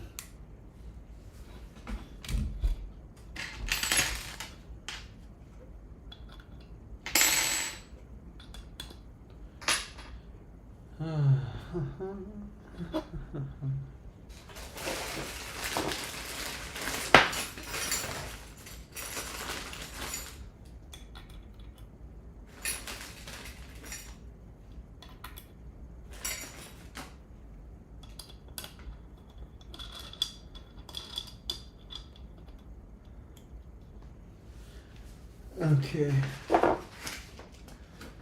Frame from step 5.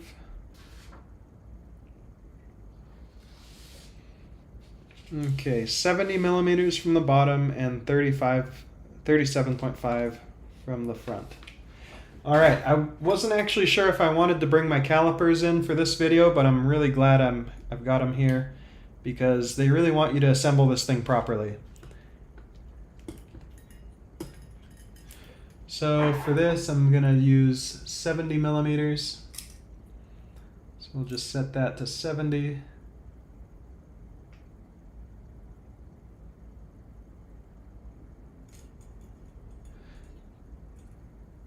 You gotta be careful with King Sidorak as a mod though, because he almost got Barnacules banned from Twitch.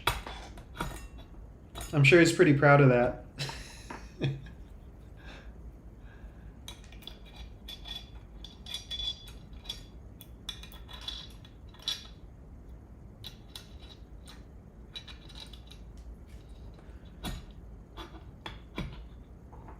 Alright, we'll tighten up this one at the top just to lock in this distance from the bottom that I fixed is 70 millimeters. And then I'll get this spacing correct, so we'll bring it down to 37.5 millimeters.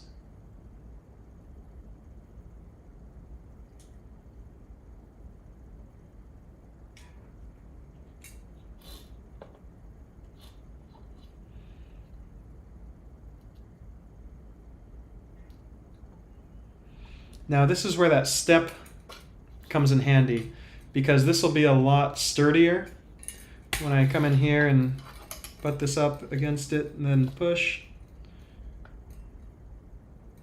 Now everything's square and we've got that 37.5 millimeters locked in. Now I'm going to tighten up this one on the bottom.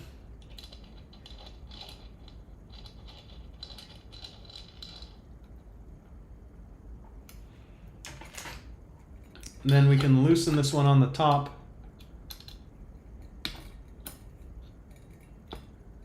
And we'll butt this up too.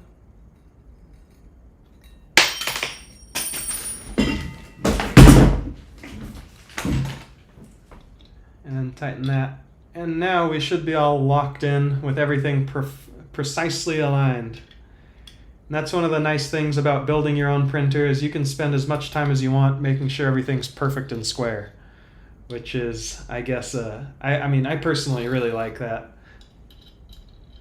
I think I might have to do some more kit printer builds. I'm very much enjoying this process. Because the worst thing is when you get like a printer pre-manufactured. You just buy it and you pull it out of the box and you're ready to print. The issue is that these factories do not care as much about quality control and attention to detail as you will. Like if you put this thing together and you know a thing or two about mechanical assemblies, I think you're probably going to do a much better job than... how do you skip ahead in the video? Okay. Uh-oh. Well, hopefully this works itself out. I wonder if mods can ban each other. We might find out today. Alright. Next, we'll get this one put on. But yeah, it's kind of like a skill test, putting one of these printers together. It's like, how good are you at following instructions? Either a skill test or an IQ test, whatever you want to call it. And then you get the satisfaction of knowing that if your printer is faster than someone else's printer, it's because you're smarter than them and better at putting it together than they are.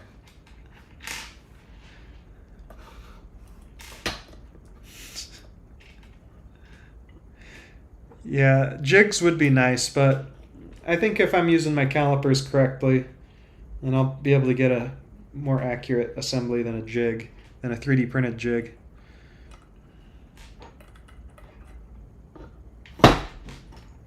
But in general, jigs are amazing for assembly work, like if you're mass producing stuff. At one of my former jobs, we used 3D printed jigs pretty extensively just to help people put things together correctly.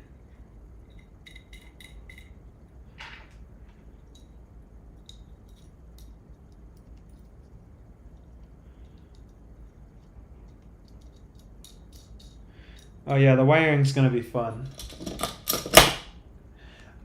John, did you do the mechanical kit or the electrical kit? Because I'm finding that there's a ton of parts missing in this mechanical kit that I would probably prefer to get. So even with the electrical kit being a little more expensive, I think it would probably be worth it.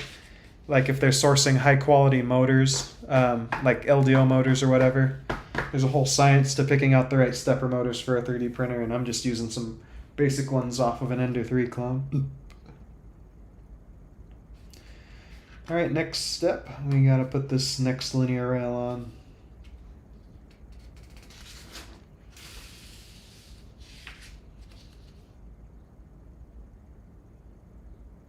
Okay.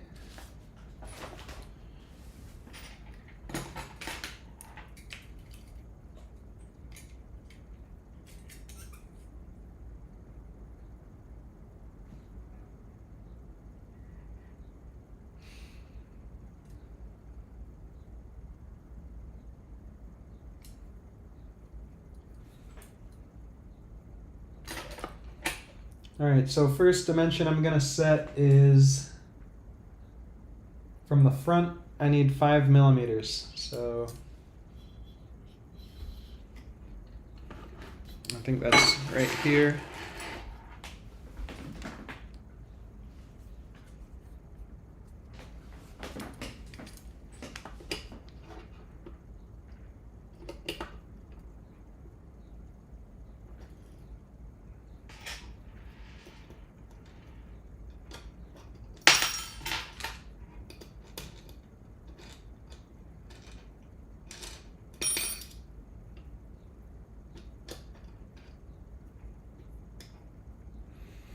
All right, and then from the side, I want 7.5 millimeters.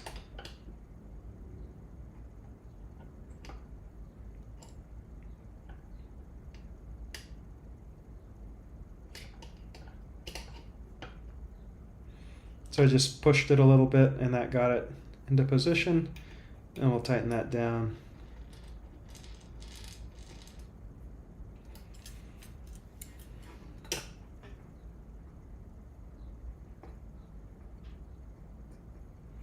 And it actually looks like, I mean, they're doing some like indeterminate dimensioning here where they're putting too many dimensions on. But I'm just going to do 7.5 from this edge on the front, and now I got this one tightened down, which will, now when I adjust it, it'll pivot about this screw. So when I loosen this one up, now it'll pivot about that point, and then I'll get 7.5 right there. And when I lock that down,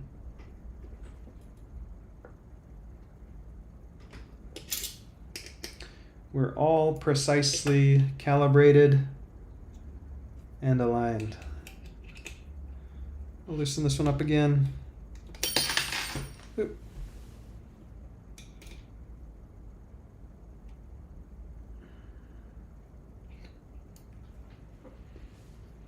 60K acceleration.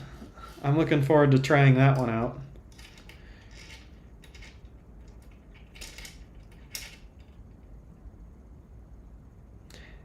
This thing is super over-designed.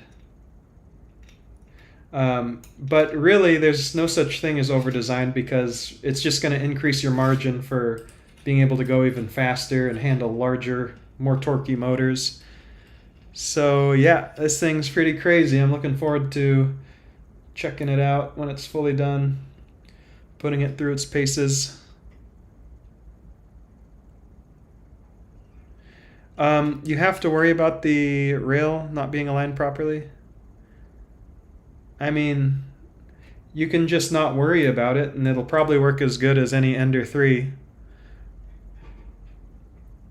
But I think you're going to be better off if you just are meticulous about it and make sure everything's perfectly aligned. That's just going to, like any inaccuracy that you introduce during assembly is going to be recreated infinitely as you're printing parts out. So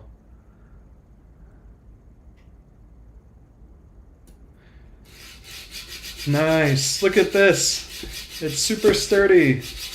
Like this is sliding back and forth and all right. We're ready for next steps.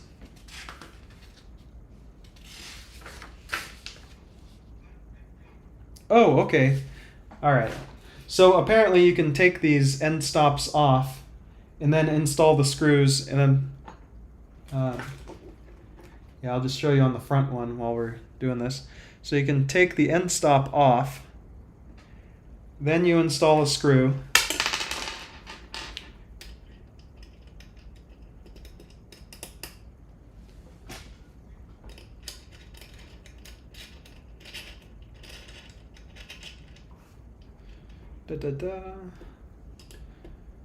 Screw installed. And then you put the end stop back on, can you? I mean, it's saying you can, but I guess you kind of can.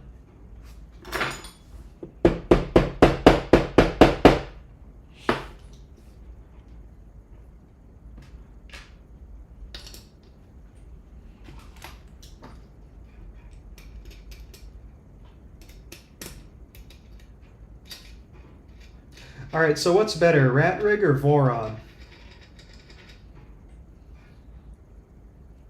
Because I hear these talked about in the same sentence all the time. But surely one's better than the other, right?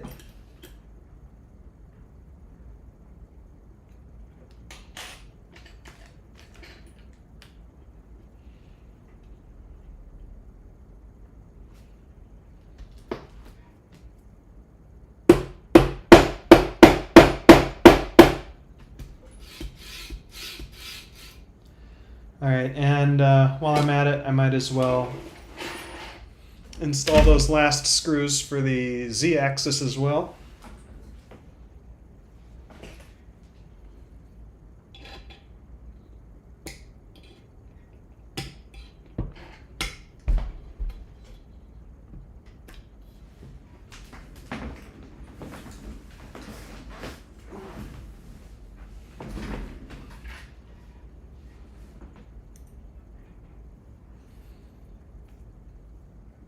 I do love my Knipex tools, all the German viewers out here. I don't know if this is just like a normal tool brand for you guys, but I think they're kind of special to come across in the States.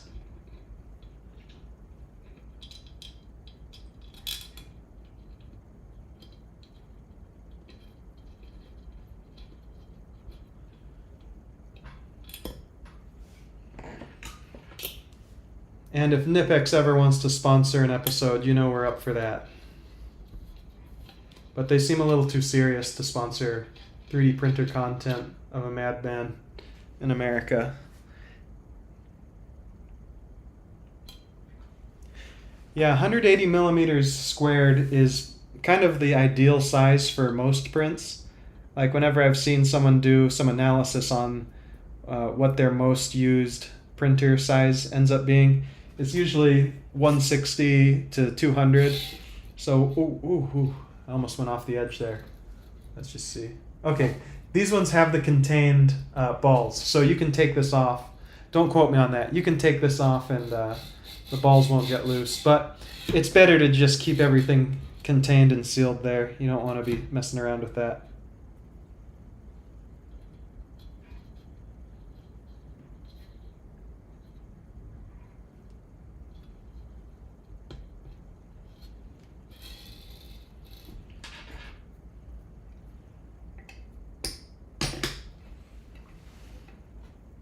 Get sponsored by IKEA? Yeah. I don't know. Does IKEA do sponsored YouTube videos? Knipex is the gold standard here. Yeah. A lot of people say, uh-oh, what am I quoted on? A lot of people say Snap-on is kind of the gold standard. I've heard that said before, but I'm not sure if I believe that. I mean, they're just so expensive. And if you guys haven't seen, there's this YouTube channel called, I'm forgetting the name, Project Farm. Project Farm's got some great content where he does basically independent reviews on like hand tools and stuff.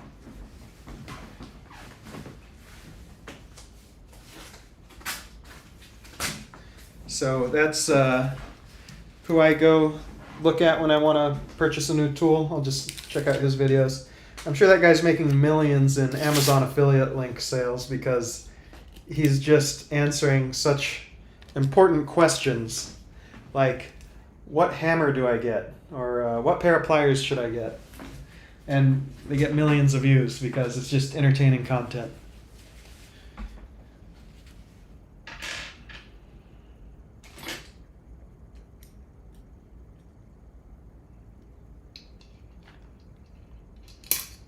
Oops.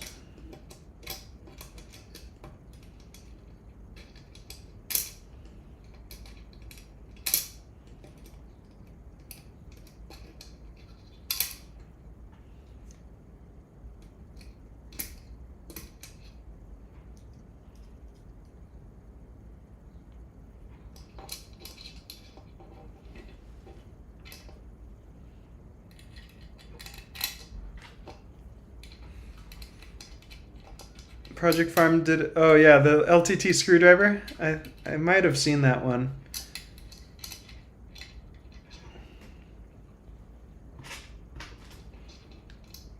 I have no idea if that LTT screwdriver is any good, but I think it's a good thing that more content creators are getting into the developing and making products, because when you have just faceless corporations making products, it seems like there's nobody really in charge of anything.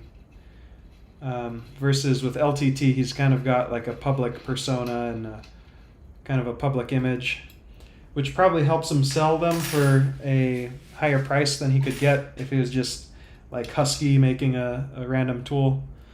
But yeah.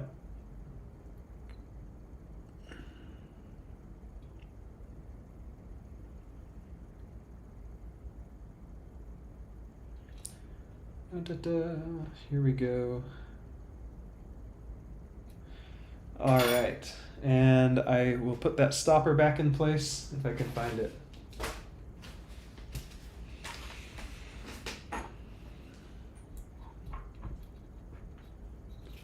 All right.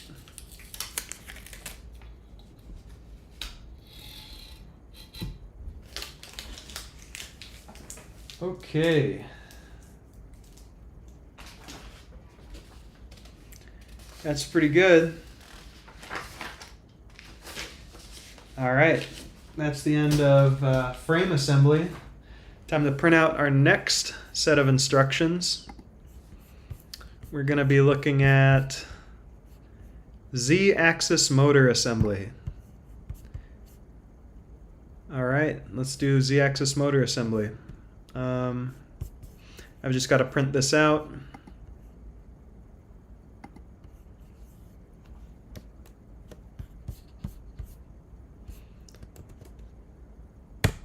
And I'm going to be right back. I'm actually going to grab a couple of M6 nuts, or M6 washers, so that I can put this last piece together and get this spacing sorted out. Because I know that guy that left was really upset about that not being set up properly.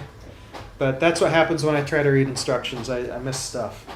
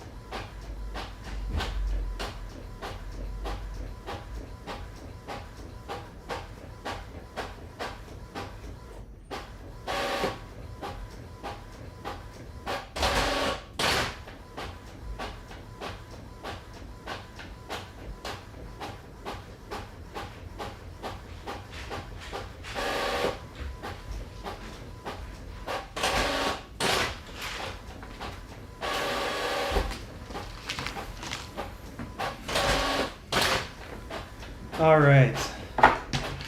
And we're back.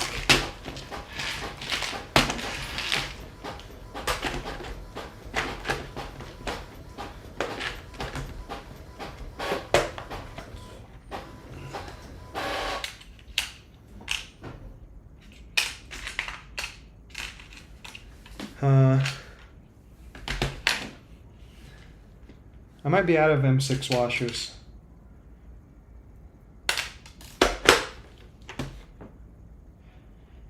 Uh-oh.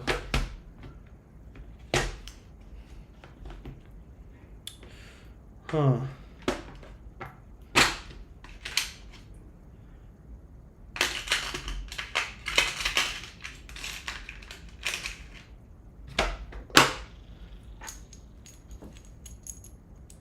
I'm just going to see if M8 washers will work.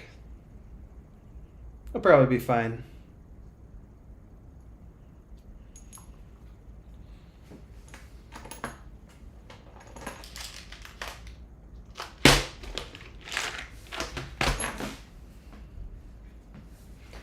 All right, let's catch up with the chat, see what's going on.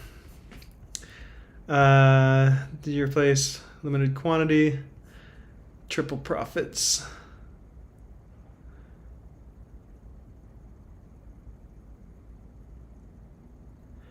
Yeah.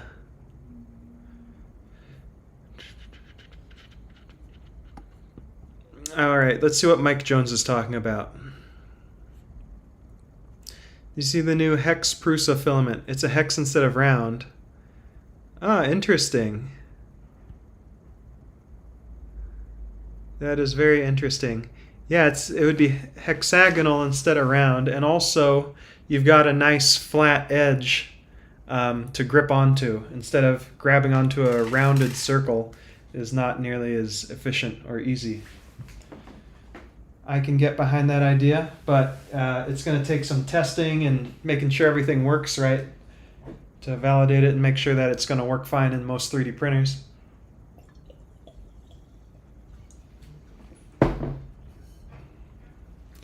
I think the circle's probably the easiest to manufacture.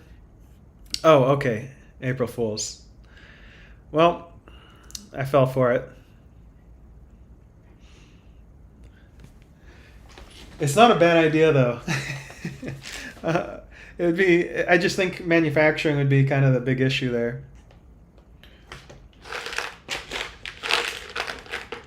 Or you could have like glue sticks. You know how it's just like a chunk that you just load into the top like a cartridge. That could be pretty fun. Well, I don't have... I think my best bet is going to be to just find that M6 washer that went missing and use that.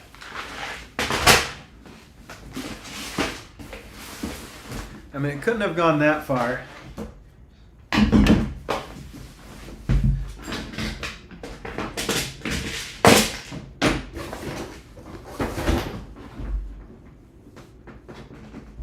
Yeah, I got it.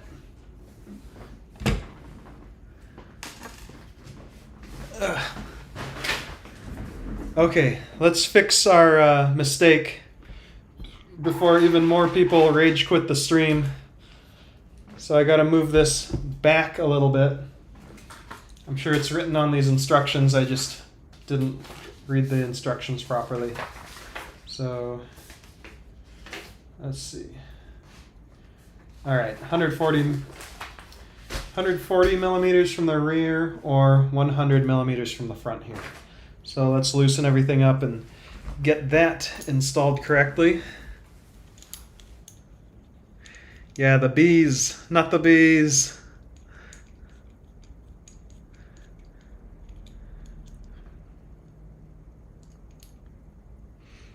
Oh yeah, trimmer line.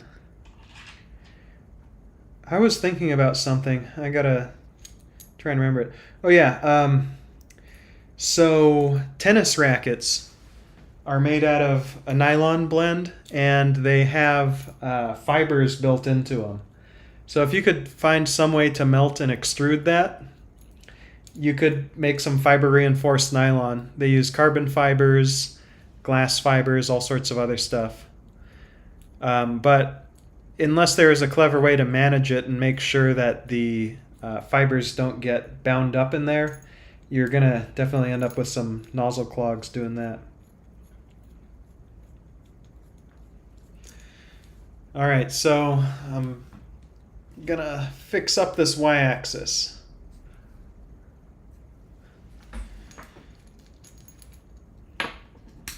And then next step will be the z-axis motor. So we've got an exciting show planned for today. I'm still a little upset about this washer. You think Ratrig will be able to offer me a full refund because one of the washers is a little wonky? Maybe. Maybe if I complain loud enough.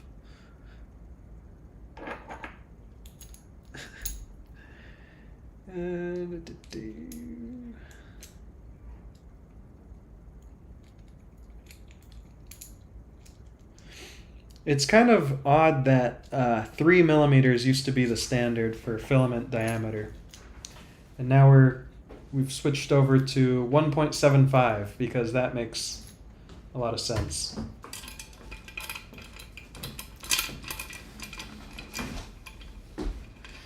So here we go. Let's go.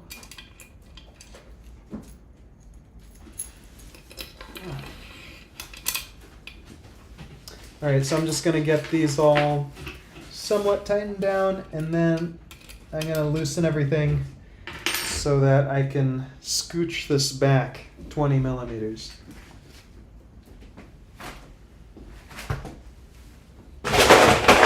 Oops, dropped something. Let's see. What do we have here?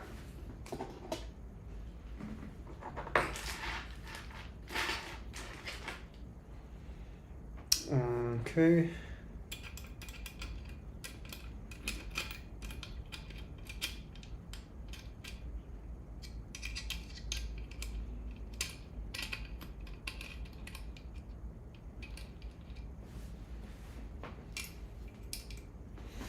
All right, loosening it all back up.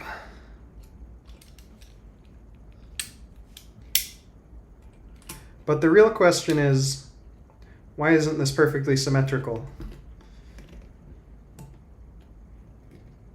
You know, 120 millimeters front and back, then I wouldn't have to be redoing this right now. But I'm sure there's reasons. There's lots of reasons for that. Okay.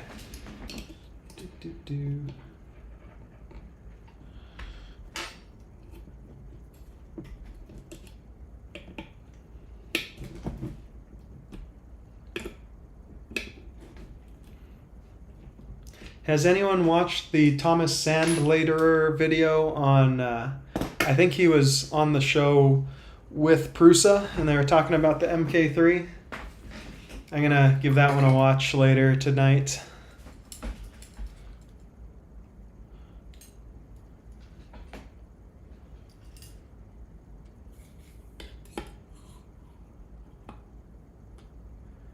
All right, so I want to reduce this dimension to 100 millimeters.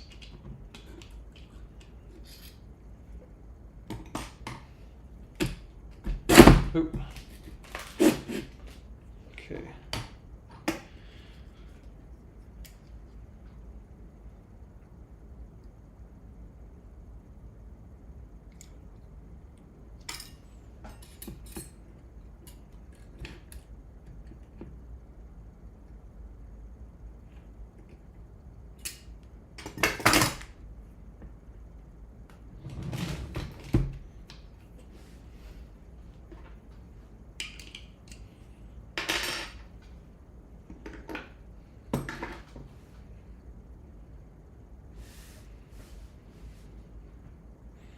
That is drop number 11. Okay, well, I need to get my OBS working with a little counter on the screen.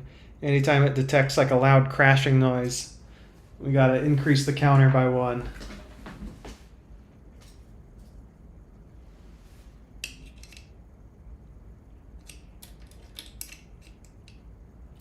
But on the topic of Bamboo Lab security and like how you're forced into using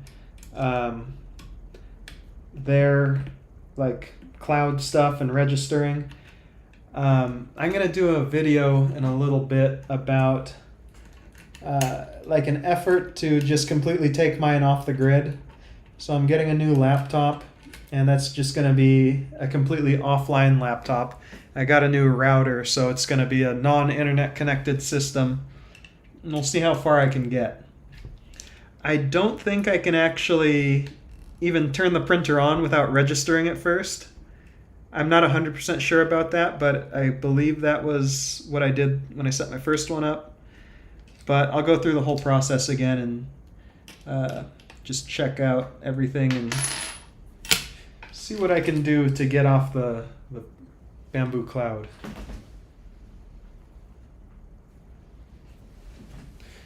All right, we're ready to tighten this up.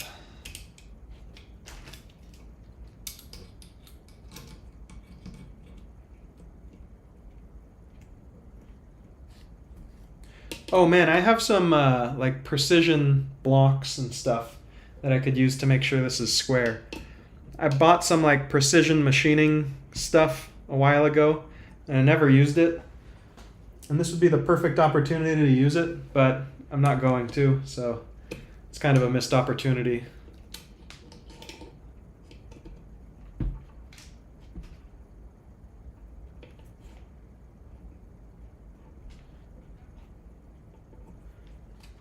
Actually, I'm gonna go get my precision blocks because,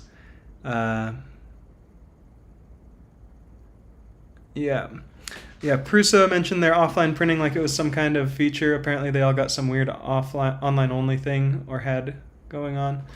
So, did Prusa were they interested in doing online only printing? And then the backlash from, I mean, I don't know how much backlash there really is, but some people being upset on the Bamboo side. Prusa does offer a cloud service. Prusa Link is supposed to be offline on the local network, though. Yeah.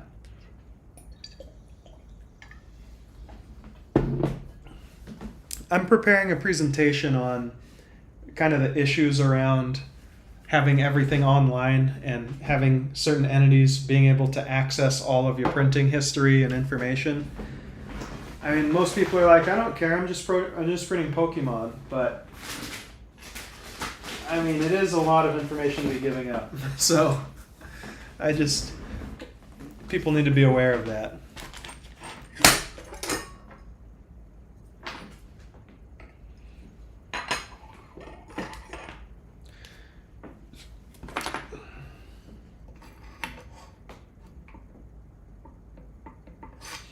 Well, you know what? This is square enough for my purposes. We're going to call it good.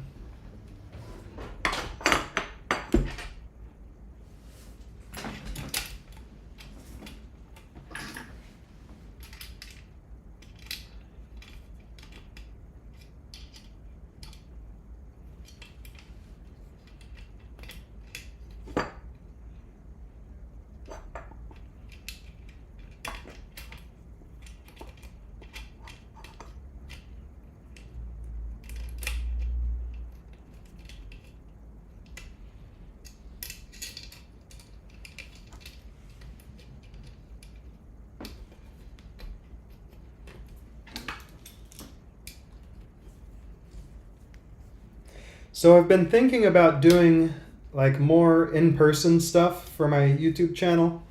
I did a factory tour at Xometry a little while ago, and that was a lot of fun, just seeing all the technology and 3D printing going on there. But I'd like to get in contact with some like large companies, like, I don't know, Ford or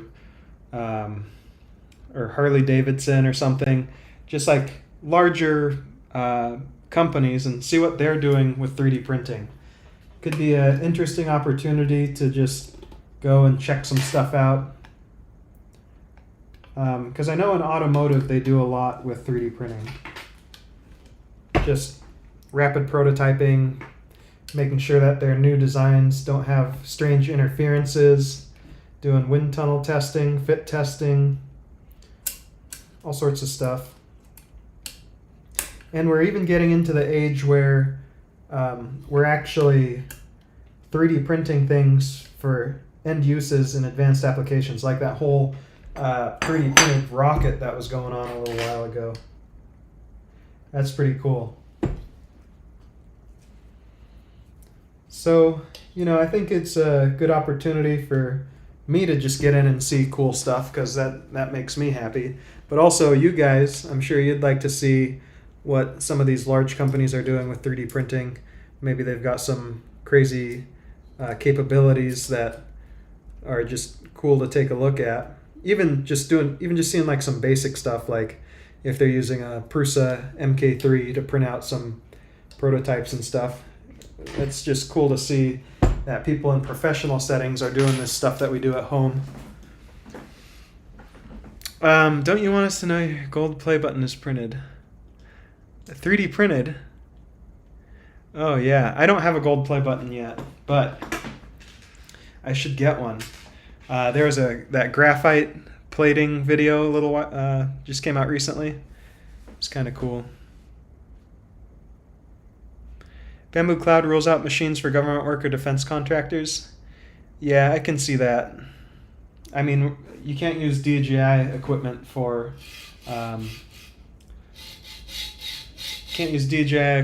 government contractors either, at least for sensitive stuff.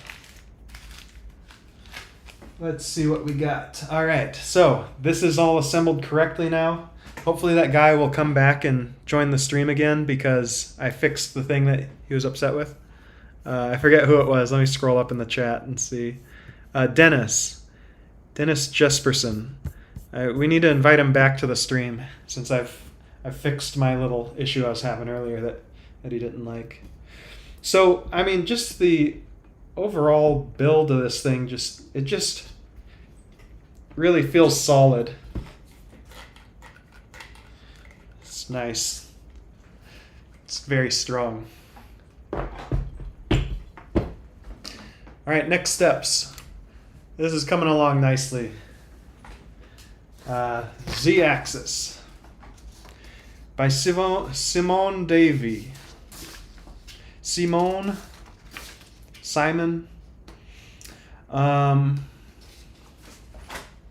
Let's find that part.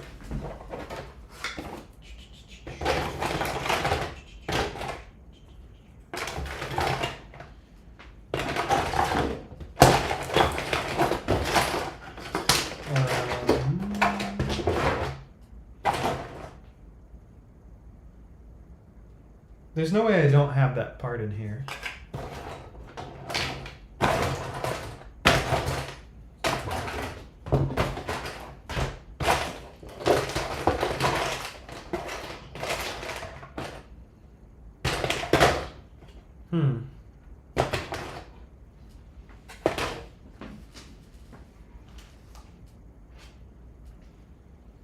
I'm not seeing it. Oh, no, wait, that's it. That's it right there. Okay. All right, so we're going to need drop-in T-nuts, M6. We've been using a lot of these. So we're going to need 4 of these. 4 of these standard M6 nuts, bolts that we've been using this whole time. I will say they've done a pretty good job of standardizing. After going through this, I mean, 90% of the stuff I've been doing is with these M6 or these M3s, so not bad. All right, so Z-motor cage. We need to get this stuff installed.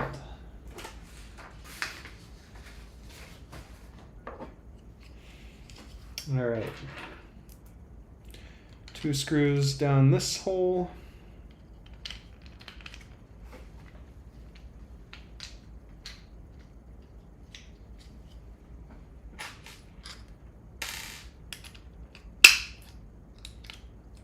Yeah. Yep. Selling your data is a big business. I'm sure they can learn a lot about you just by seeing what you print. I've heard that it's also an issue with cars. Like if you buy a modern car, they've got GPS systems and cellular transponders in there. So they can track where you are and send that information back to whoever because they know who owns the car, and then they can add that to some kind of advertisement profile. But, you know, seeing how aggressively you drive or what area you live in, what stores you go to, that's some pretty valuable information that a lot of companies would like to know. I mean, companies and governments. Mostly companies, though, because they can make money out of it.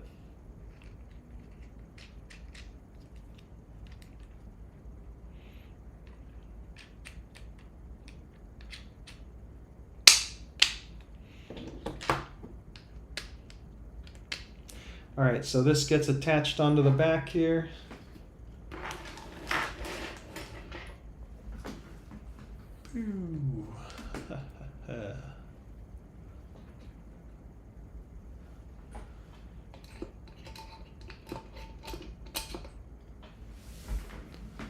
Looks pretty good.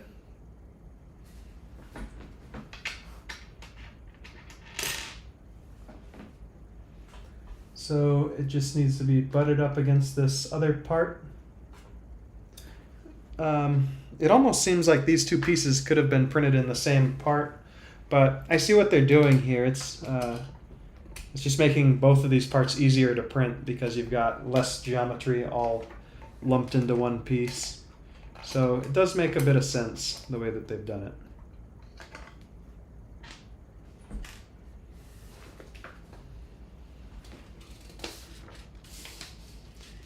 And then we drop in some of these T-nuts from this side. Tidor Thomas, what's up? Hey, welcome to the stream. Not a whole lot is up. We're just putting this printer together.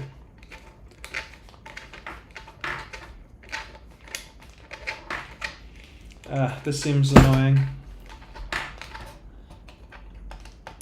Oh no.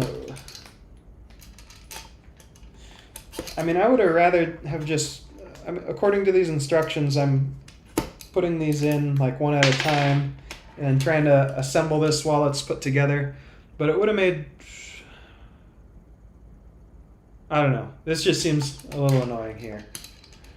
Not a fun step, but we can get through this.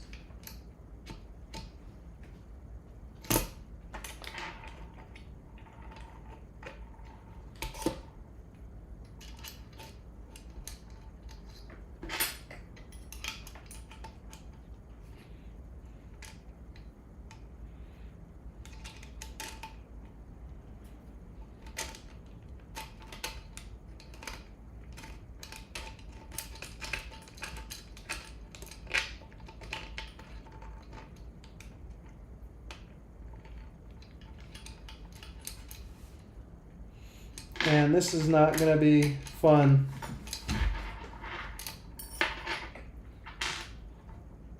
God.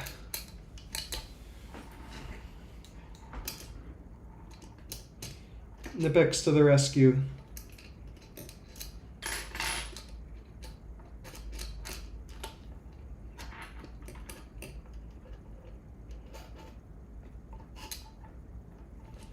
Tuh.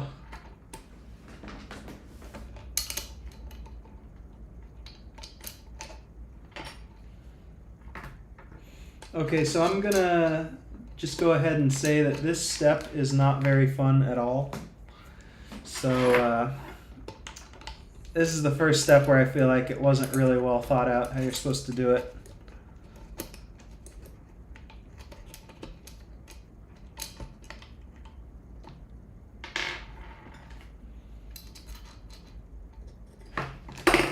So I'm holding this T-nut in place with an Allen wrench.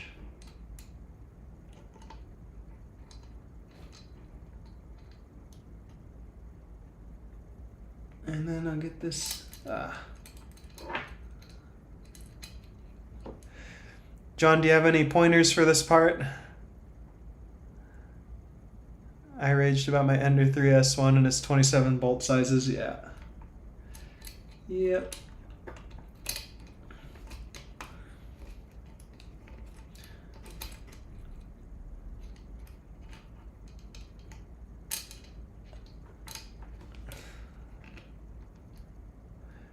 Modern GE locomotives send live updates to the manufacturer about how the train is running, its location, and if something is broken. Yep, that's true. Well, I don't know if that's true specifically, but I've also heard in the airline industry, the engines are sending gigabytes or terabytes of data back to GE after every flight to do some kind of preventative diagnostics and maintenance and data collection.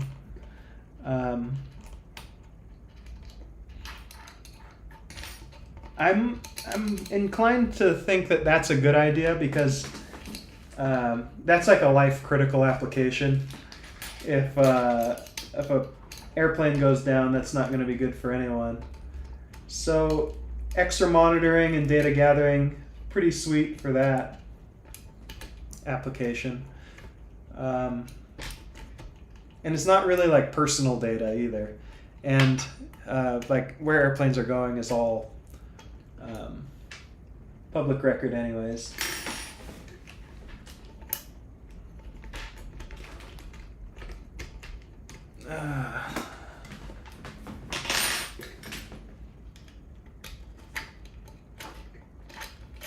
Come on.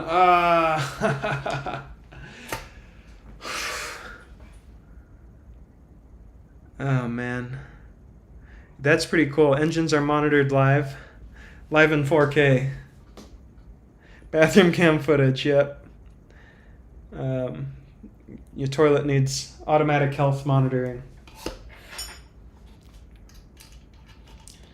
Okay, so I'm about to lose it here. I just need to get this one screw to go to your hole. I feel like Happy Gilmore. This thing needs to go to its hole. It needs to go to its happy place. Oh man. Oh, I know. Here we go. I'll flip it on its side. That's the big brain move. I don't know why it took me so long to think of that.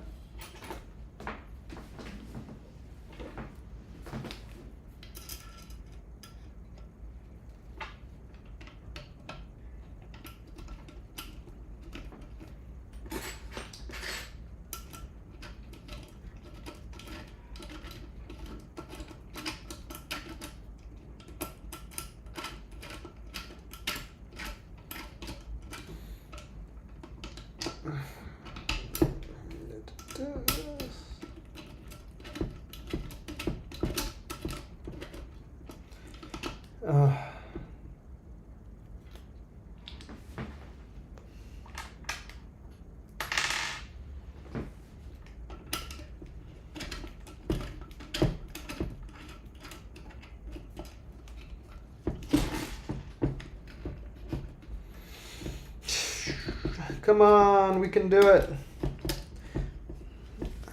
I need some hype in the chat.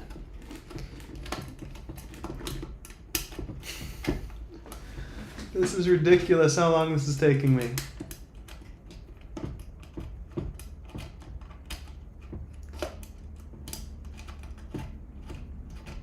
Man. I don't even know if I'm using the right fastener here. Let's see. Oh yeah, there's your problem. That's the wrong size little fastener there. Okay. All right.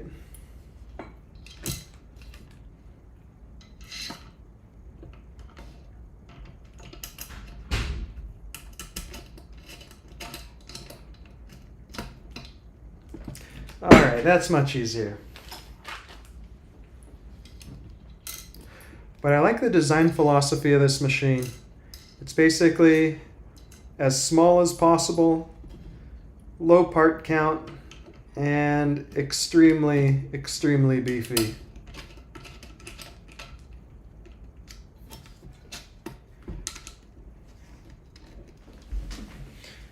All right, we're gonna edit that one out.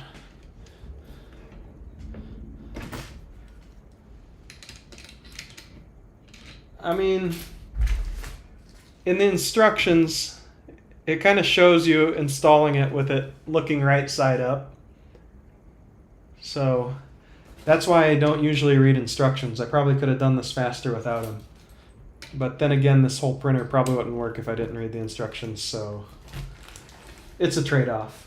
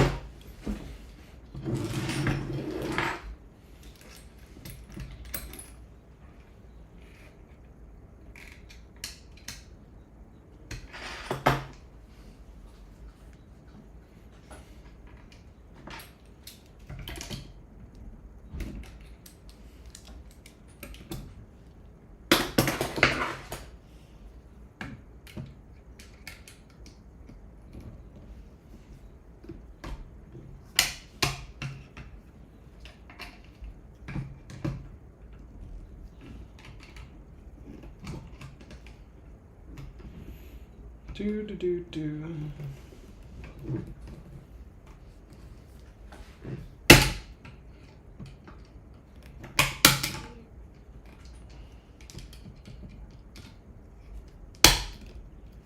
This Allen wrench doesn't work very good.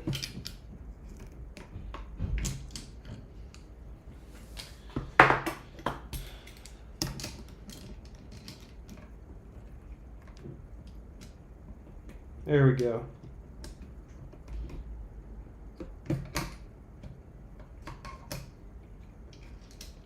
All right, as soon as I'm done with this step, I'm gonna catch up with the chat, see what's going on.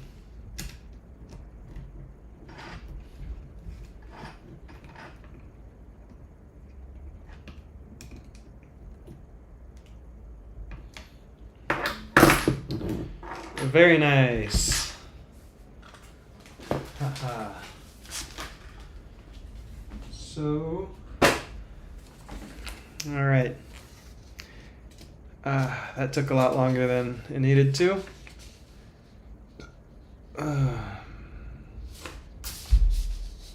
So, next step is to attach that little stepper motor.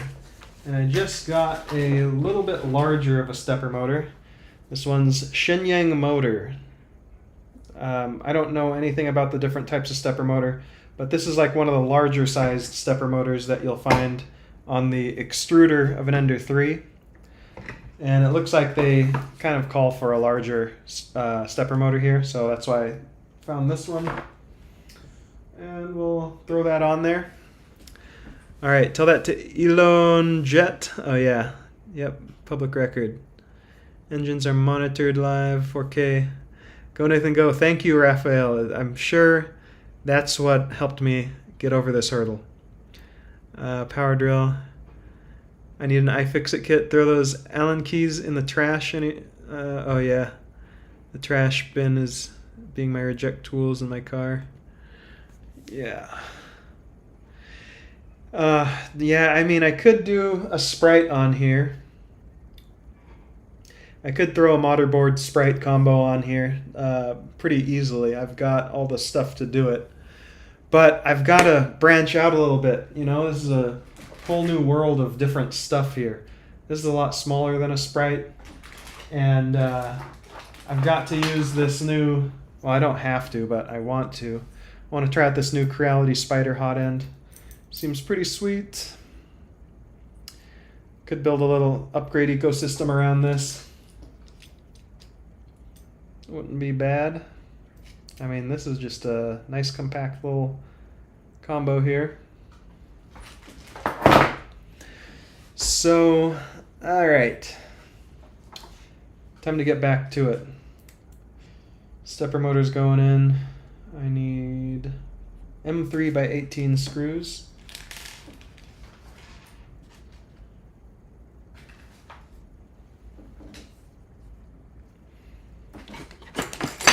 Let's see what this is. These are M3 by 11s. I need M3 by 18s. So that's probably in here.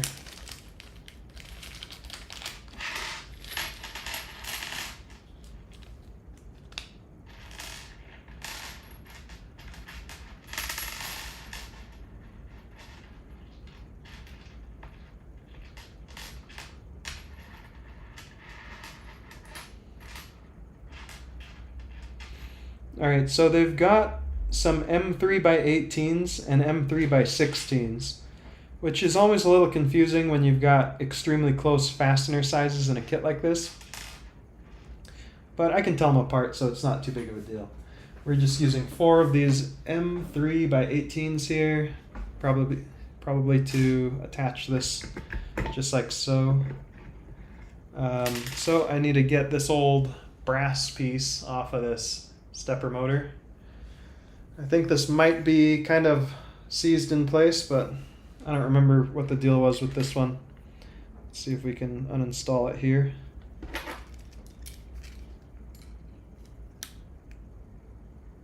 Easy.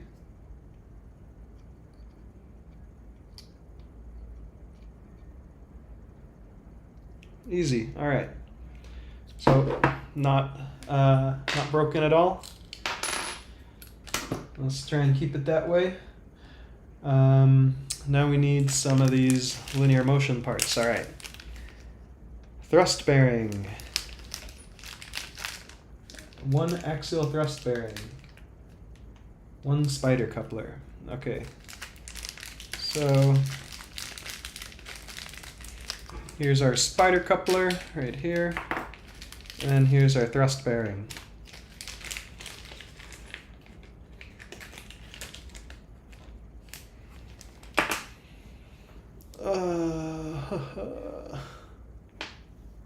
So airplanes also send a message to airline headquarters if you overspeed. I mean, that's a good idea. Yeah. I mean, monitoring the health of planes is pretty important to help them, keep them going. I think like some truck drivers in the US have their trucks GPS monitored so you can't speed. But speeding's half the fun. All right, let's get our little thrust bearing out here. That goes on just like that, I guess. I'm not exactly sure how all this goes.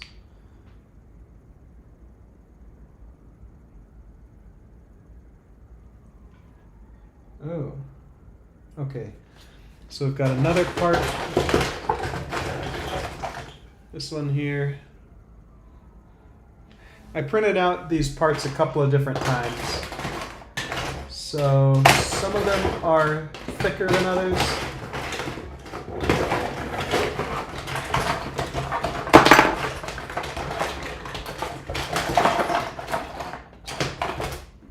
I think I've just got one version of this, so we'll go with it. This goes up here. Okay, let's figure this out.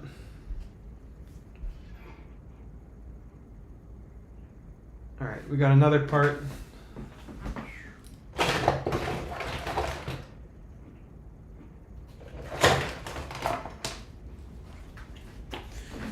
Not exactly sure what these instructions are telling me, but I need this little piece and I need this little piece. So let's try and figure that out. All right.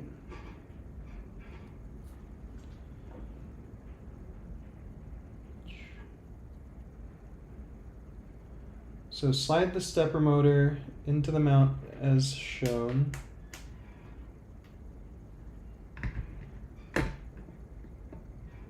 Okay.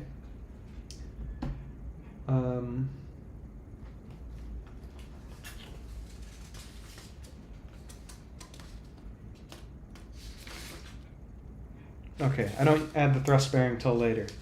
It just kind of confused me because it looks like there's a thrust bearing going on right here, but there isn't. Not quite yet.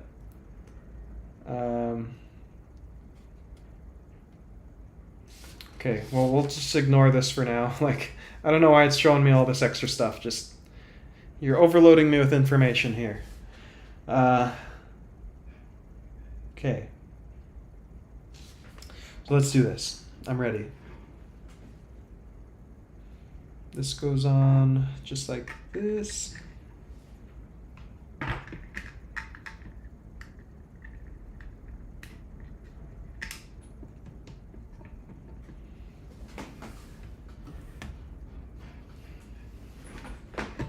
that's all kind of in place. Then we put this piece on top here. And then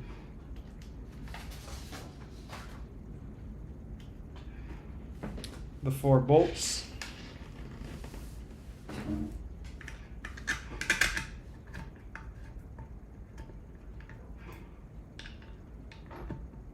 Da-da-da.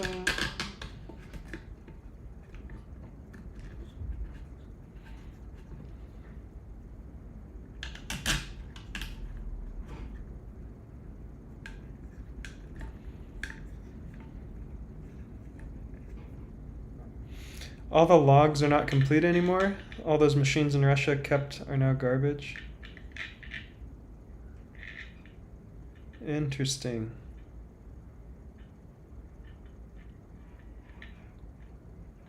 Prusa stole the hot end motherboard ideas. Yeah, I mean, it's a pretty basic concept that I wish, I mean, I only made it because I feel like Creality is kind of doing a disservice to their customers who love modding stuff. But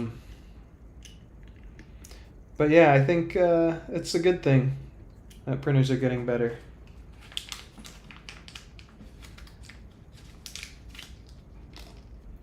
Okay, let's tighten all this stuff up. Let's do this. Da-da-da.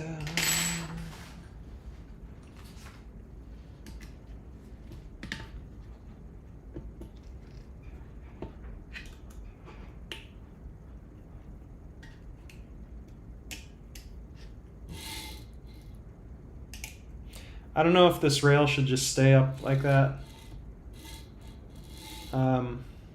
But in order for one of these linear rails to have tight tolerances, they kind of have to be, there has to be a little bit of friction in there.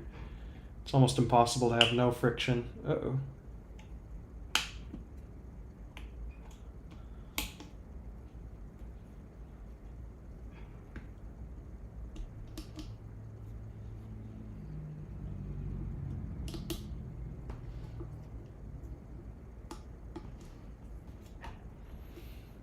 Okay, so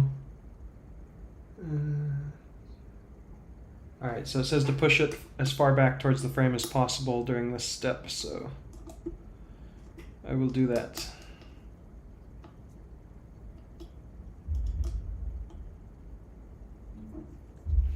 I've been considering doing a,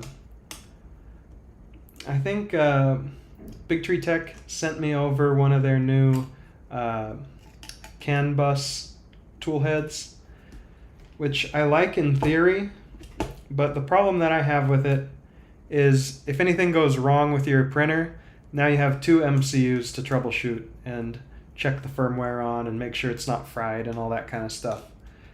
So I kind of like just having a breakout board on the tool head. It doesn't have any brains.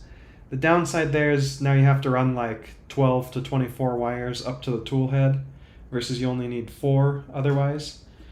But you can use really thin wires for most of those, and just makes things a lot simpler to understand, which simpler is better in my opinion. Alright, so now we got this, we got the thrust bearing on here. There's a tiny bit of plastic, little stringing there. I want to pull out. Probably won't cause any issues, but might as well be safe there. All right, and then we'll put this on, tighten that up.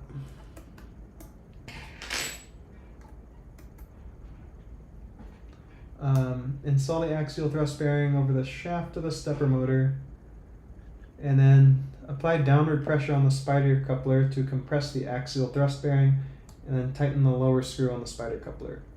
All right, can do. Sorry you missed all that. Here's where the action is. Wait, I don't know how far behind the stream is. Yeah, CAN does seem like a lot of work. What do you do with all the shit you get and don't use? I mean, I've just been storing it, but I'm gonna throw it all out pretty soon here. Yeah, Prusa stole my idea. Now I need to make it my life's mission to hate on Prusa. I like how DPT is so critical of Prusa for everything that they do, but then when it comes to Bamboo Lab, I mean, they've designed a great printer. There's no denying that. But there's like no skepticism of them at all. It's just all, oh, Bamboo Lab's great.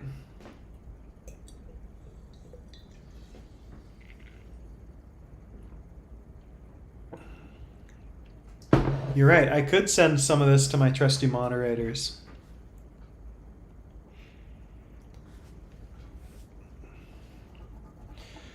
All right.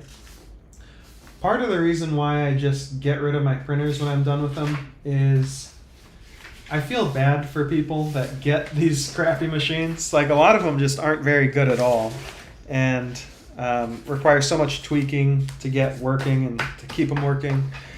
But yeah, I guess it would be nice to just give some away to some local schools or something.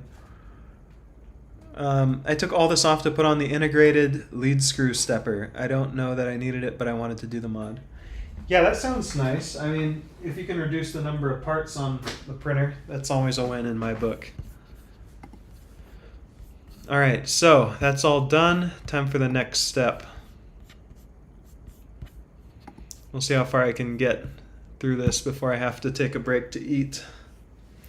All right, so this one is the Y-axis motor and idler assemblies. I'll just show you what's going on this screen here.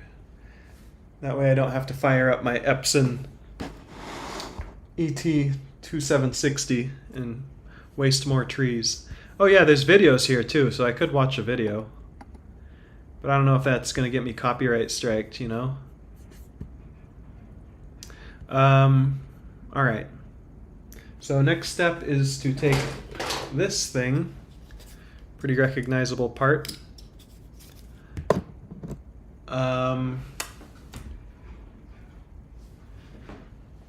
and what else? M6x12, we've got some of those. Those are the common sized large screws.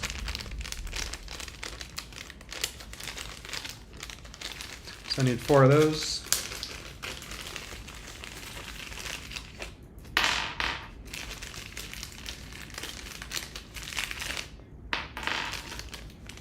And then I need 4 M3x8.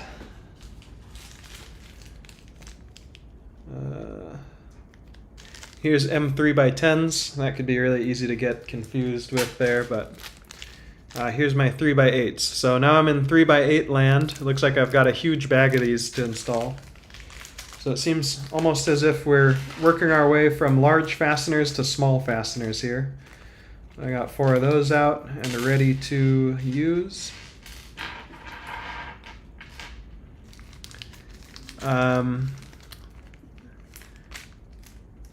Timing pulley for 9mm belt, so that's probably in here. 2 GT timing pulley for 9mm belt. All right.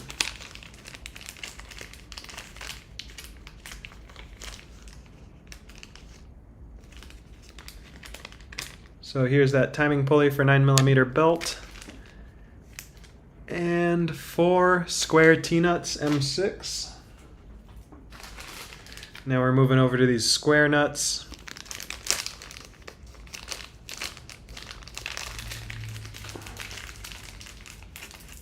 The drop-ins are more convenient to use, but these square nuts should be a little bit stronger.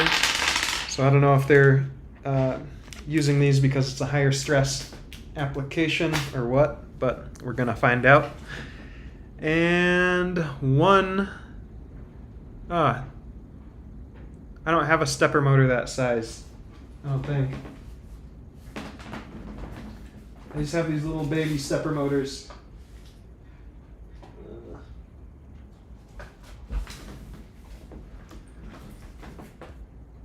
1 by. You know, I'm just going to use these basic stepper motors off of this Voxlab Aquila, and then if I want to upgrade them later, which I probably will, And I can spec out some really nice stepper motors from LDO or something. So we'll take a look at that later. But for now, we're just using some basic stepper motors. So I'm gonna pull some off of this this little printer that I've got here.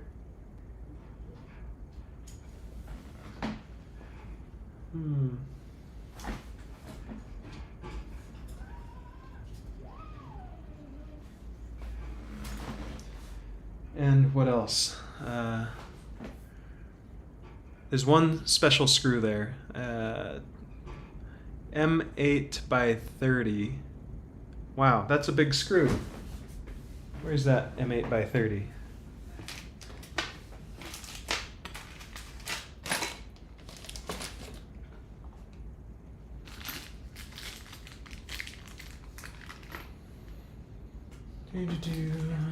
All right. M8 by 30.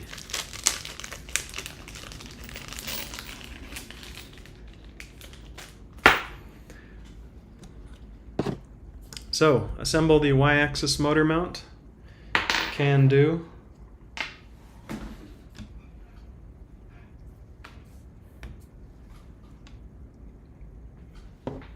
I'll pop back over to the chat. What are you doing with all this? Yeah. LDO. All right, I'm going to look that up and I'm going to look those stepper motors up and I will see if I can get some. As in, I'll see if LDO will send me some because I'm cheap.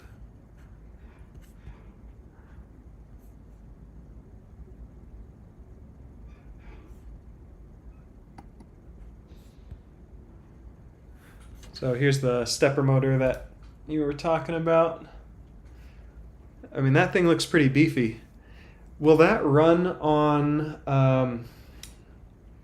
the stock stepper drivers that I have? I've just got these over here. This Big Tree Tech. I'm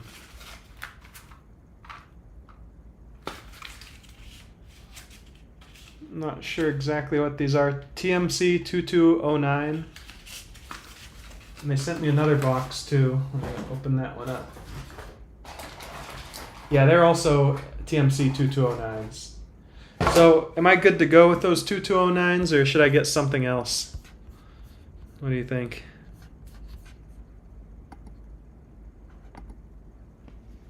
I'll just get this put together with the basic equipment. And then I'll reach out to some 3D printer stepper motor manufacturers and see if they want to do a video with me where I try out their stepper motors and see how much faster it goes. I think that makes for some pretty entertaining content.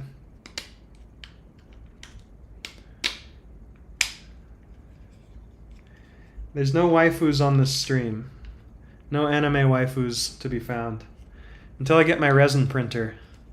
Then we'll 3D print some anime waifus for you all. Creality is going to send me their big 8K resin printer. I don't know. We'll see how that thing works. Okay, 2209s should be fine then. I might want to experiment with using 48 volts on the steppers. I mean, that really just gets you more speed and more torque at high speeds. Sensorless homing, all right.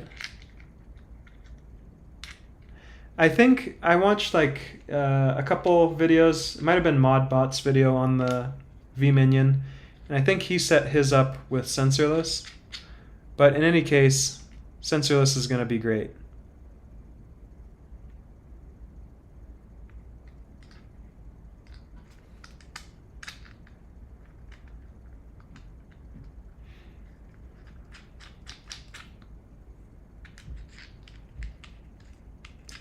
I've actually got to get rid of a bunch of printers pretty soon, so I'm really running out of space. So Maybe I can do like a giveaway live stream auction thing. I don't know. If I don't figure out what to do with them, they're just going to go in the trash.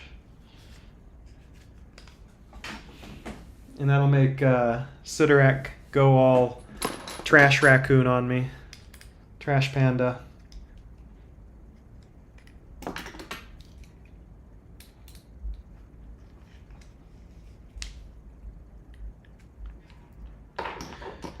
Alright, so we've got this all put together. I'll look at my next steps.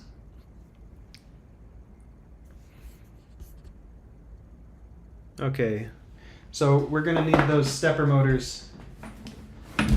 It's been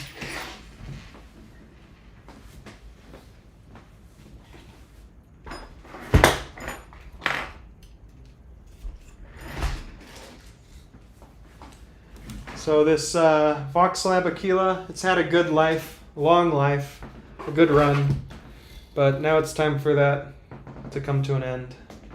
So we got to take it apart.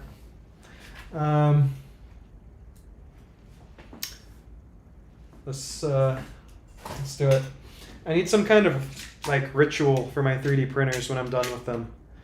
Like have some kind of burial rites or something. There has to be some kind of, you know, send them off in a good way.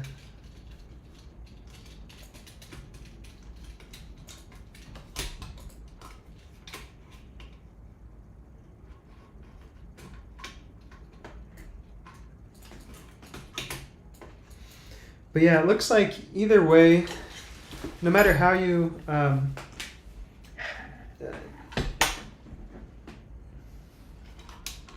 it looks like no matter how you do this kit, whether you're doing the self-sourced electronics and just buying the mechanical kit, or if you buy the full kit, either way it's going to take a while to do all of this stuff. So it's a pretty daunting project either way. I would probably encourage you just to get the full electrical kit, because there's certain parts of it that you really have to buy from them either way. For instance, that heated bed, you pretty much have to get that from Ratrig because it's a custom component. I guess it's open source and you could build your own bed heater or whatever, but it's just going to be better to pick that up from a vendor. Okay, so let's take this apart. I need your steppers.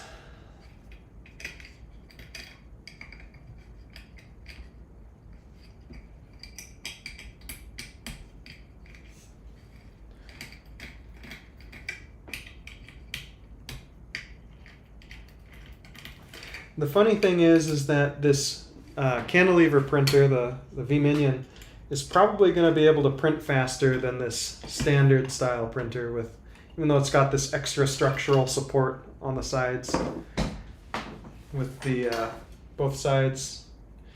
Oh man, and I really like this machine because this was one of the printers that you put together from a kit. I was just complaining about how when they ship you a printer that's pre-assembled, who knows who put it together at the factory and who cares, like if they cared about the quality of the product. But this one, I put it together and I made sure all of these V-groove wheels were perfectly tensioned.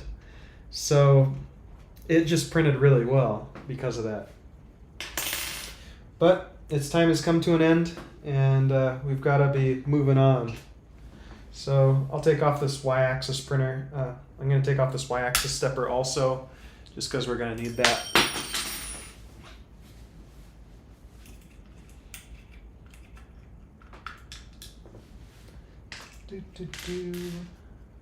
Duh.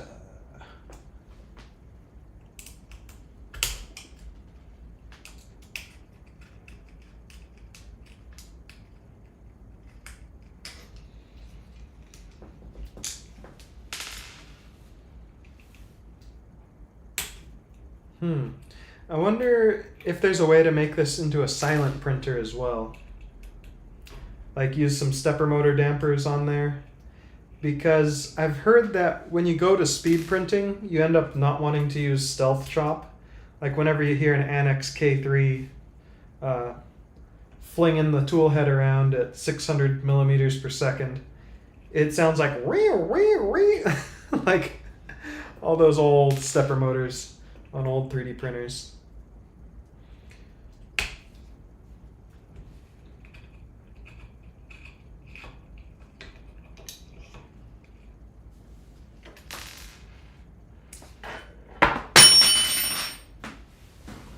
Yeah. Okay. Now there might be more salvaged parts coming off of this printer, so we'll just set it aside there. And get back to the build. So, where were we? This is the Y-axis motor mount, so we're going to throw one of these on.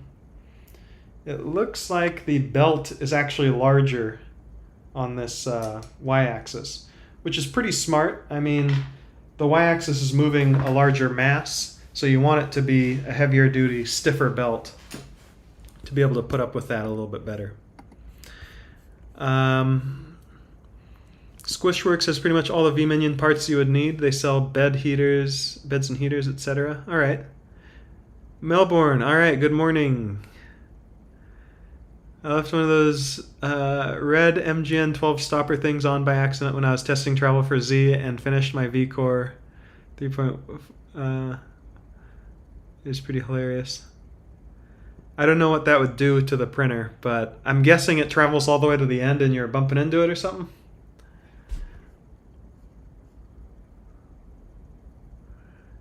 Oh, you're wanting me to drop the Voxelab?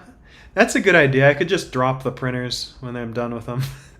Just some blood and gore, or 3D printer blood and gore, not real stuff. Oh crap. And I just realized these stepper motors aren't going to work for me. They've got pressed on little things here. These are press fit on there, so I mean I could get them off. Well, I guess I can try, but it's not going to be easy. Okay. What do we have here that could accomplish this? All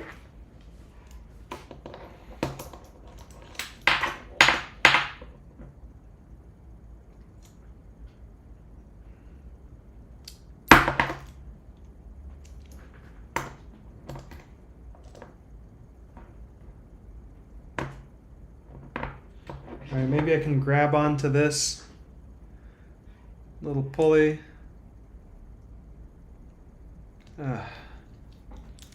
Why do they have to make this difficult on me?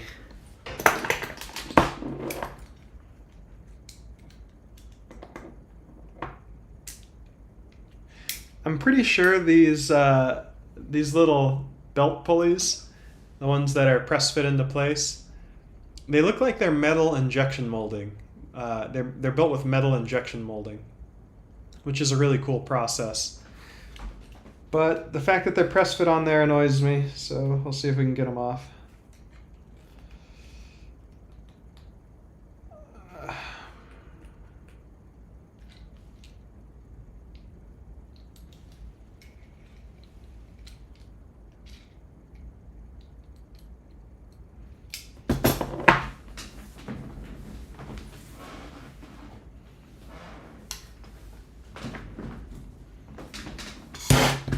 Alright, I think we need to use the torch.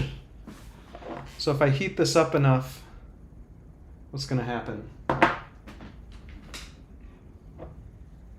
If I heat it up enough, this should melt off. And then we'll be left with, yeah, if I heat it up enough, it'll just melt off probably. But I need a place to capture that molten stuff.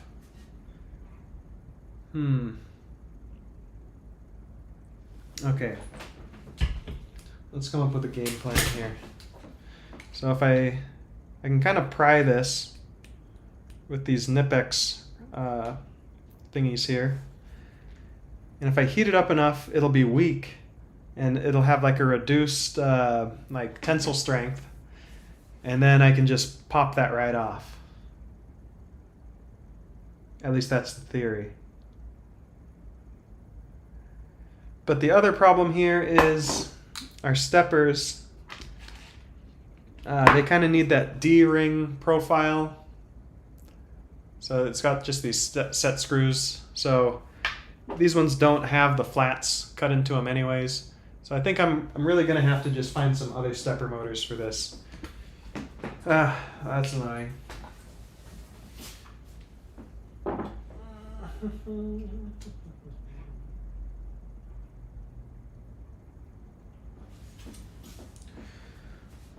Well, let's see.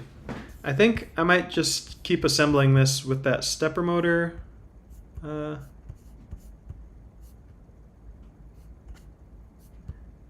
Oof. All right, so I'm kind of seeing the light at the end of the tunnel here. I'm going to assemble this on the back and assemble the Y idler on the front and call it good. Let's see, we've been on here, how long? How long have I been doing this? Let's see, so we're supposed to start at 3:30, we're almost at 7 o'clock now. All right, 3.5 hours. I think that's a pretty good stint for a live stream. So let's just get this moving on. Yeah, heat it up enough to smush it with the pliers. Oh man. Yeah, there's really no good option here, so I think I'm just gonna put those steppers on later. And I might be able to just put this project on hold for a couple of days and get some decent stepper motors in before I move on to the next step. No pun intended.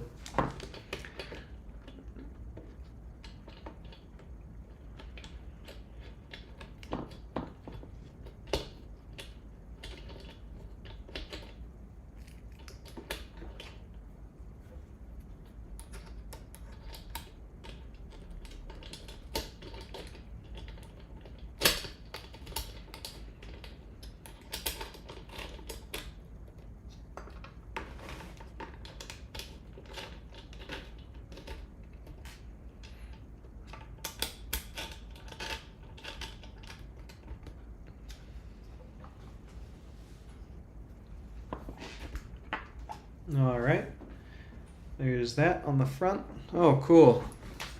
And that's with that big step. Oh, all right. I'm a little confused. I gotta look at the instructions here.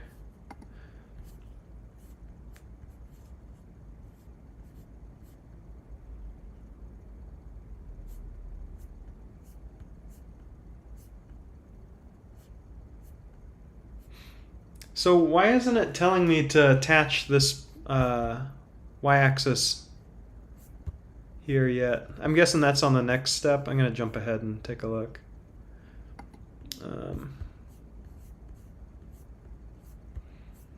Yeah, this gets... Oh, man. It doesn't get any easier. I feel like I'm about 30% of the way through this build at 3 or 4 hours into it. So this is a pretty intense project. Like, you definitely have to have some time on your hands for this. Let's do that y-axis tensioner on the front before I pass out due to malnourishment.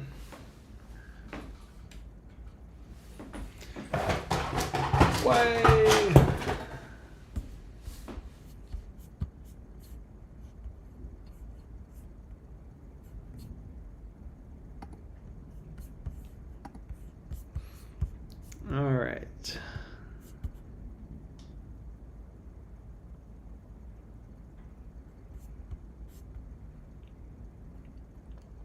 Y-axis idler, here goes. So, let's see.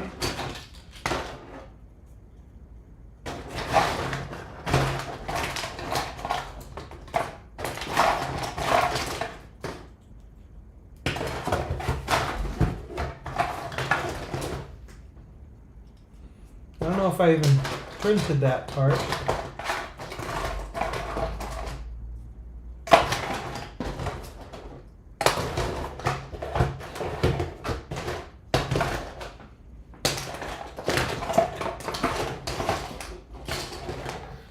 Oh, wait, is this it? No. Y-axis idler. Looks like a pretty substantial part.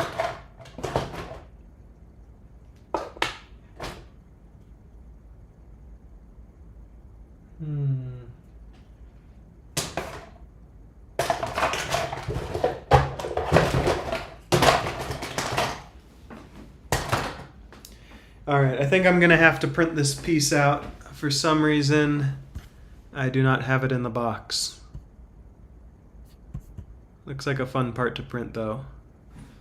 Really seems like something I should have printed. Oh, wait, no, here it is. This it? This is it? Holy cow. I was expecting it to be smaller. This is like a huge piece. Woo. Okay, so let's get that taken care of. We're gonna need 4 M6. Let's get 4 of those M6s.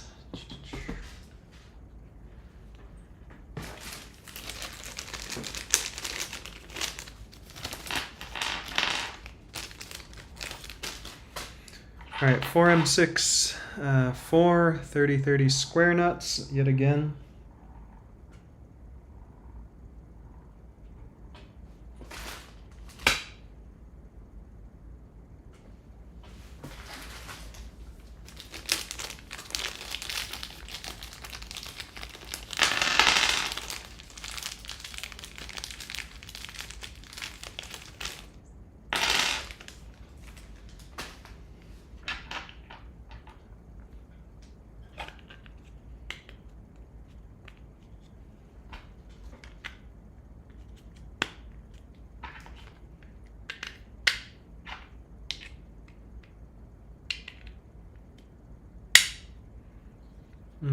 Okay.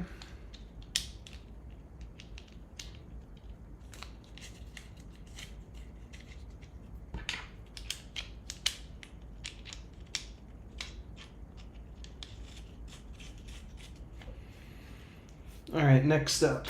Ooh, let's go.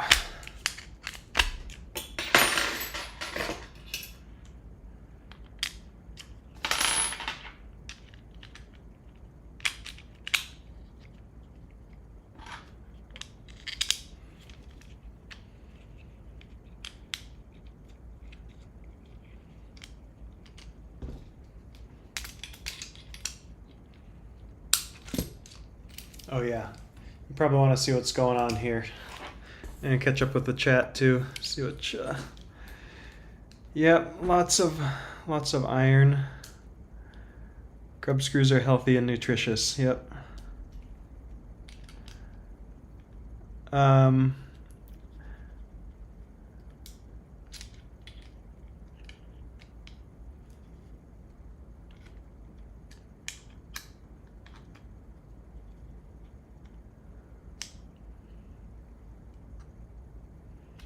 Oh yeah, I'm looking forward to that wiring. I think I'll have an alright time with it. We'll see. I mean, it doesn't come with a wiring harness or anything, so it's going to be a lot of work.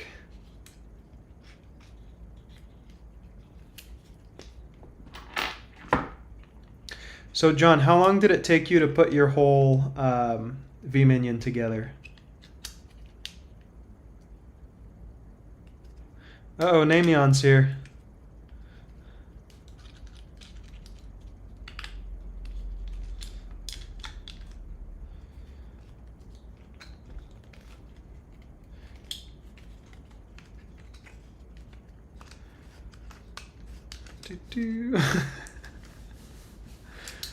Yep.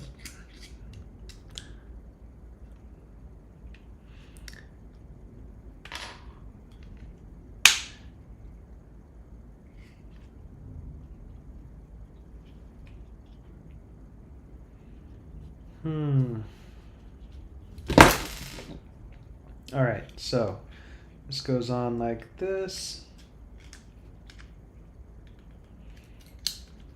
All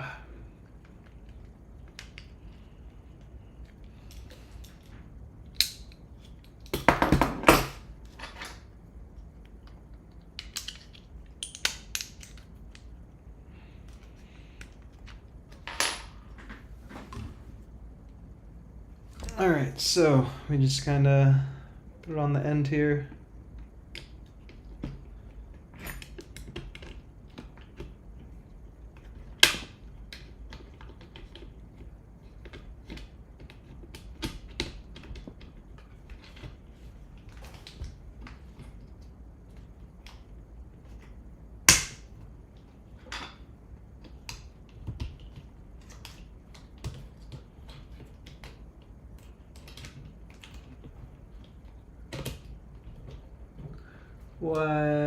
Why is it like this? Holy cow. Couldn't this just be fastened with those two couldn't they just use like two big screws on the top here instead of all of these little things that I have to slide into these holes?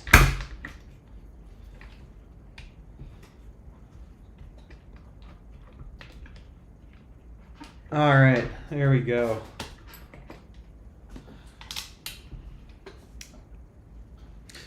Whew. All right, and then we need a super long bolt and some other stuff. So.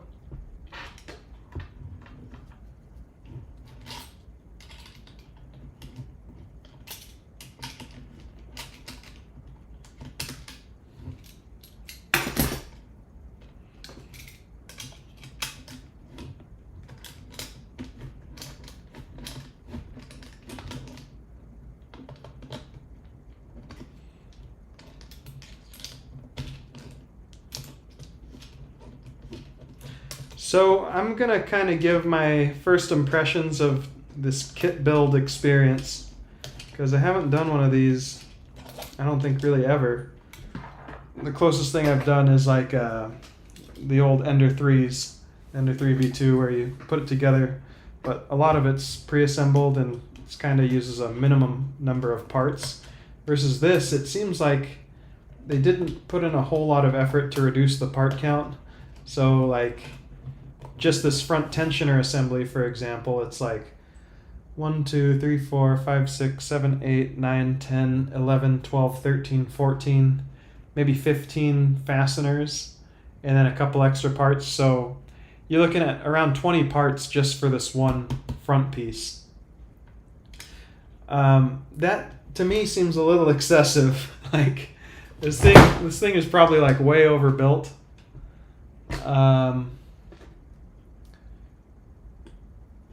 Or another way you can think of it is if this part was made out of metal, you probably wouldn't need as many fasteners to hold it in place. So there's definitely some trade-offs that were made here.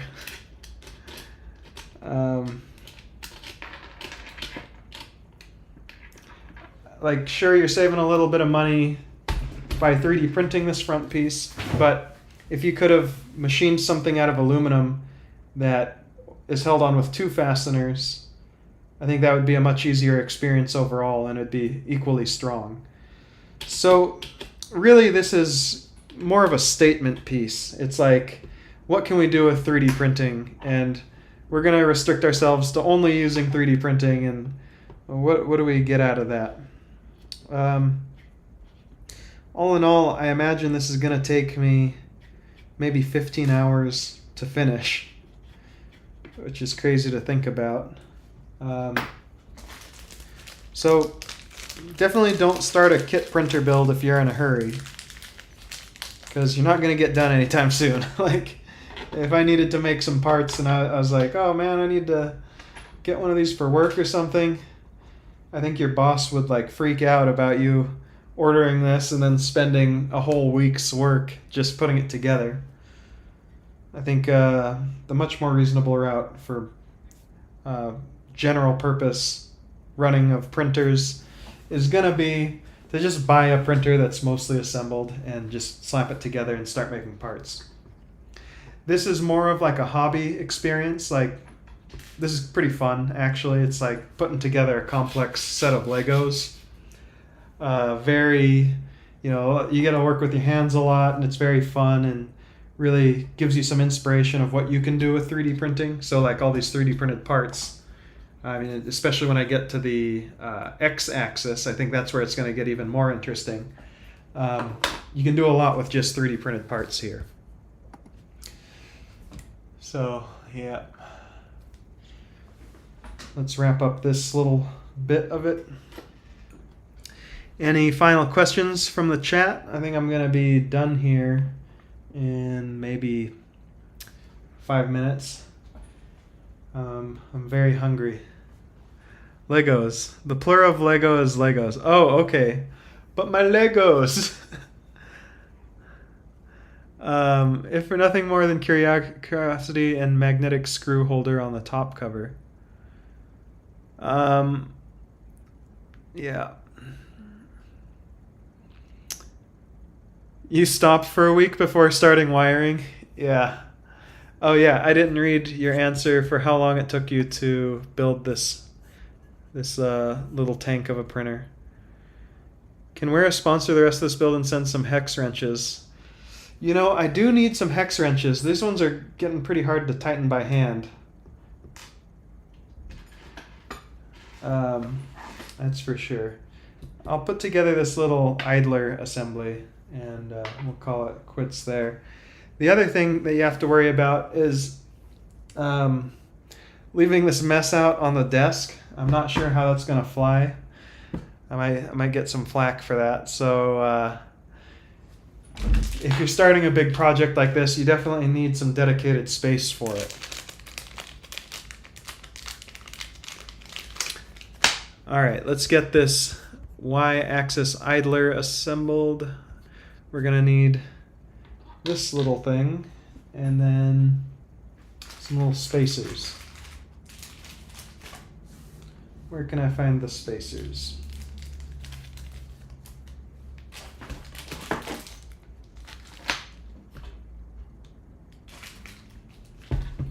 All right, some micro precision shim spacers. Sounds good.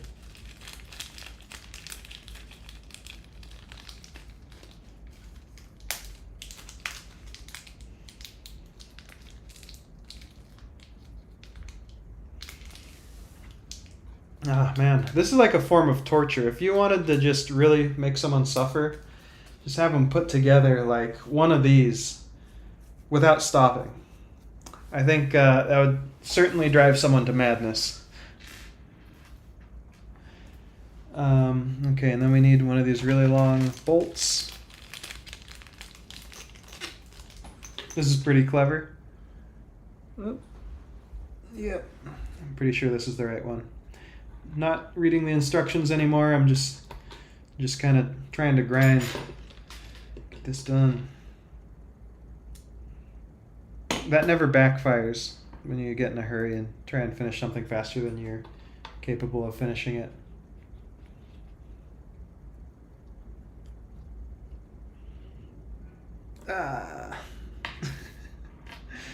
Yeah, that's not going to work very well. It's handy to have nice needle nose pliers like this, because if your fingers don't fit in there, then you're going to have a hard time.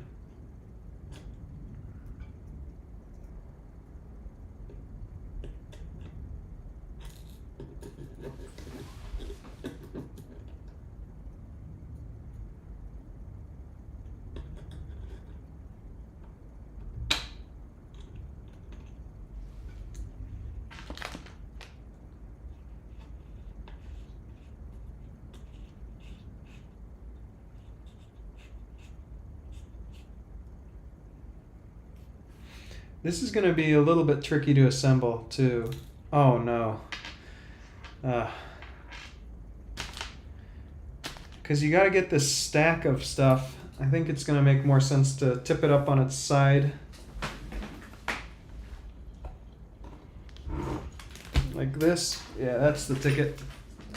Alright, just tip it up like so. Oh, dang, I can use my super zoom in feature. Look how close you can get to the action there now. So, get that. And these. And just hope that we can get it to work. I know this isn't going to be easy.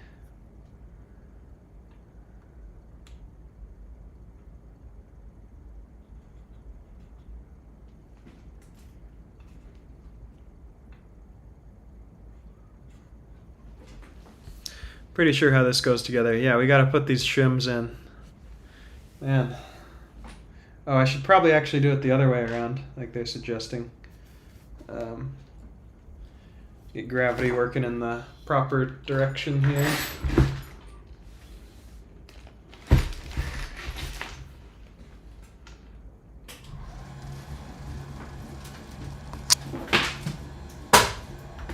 Oh dear.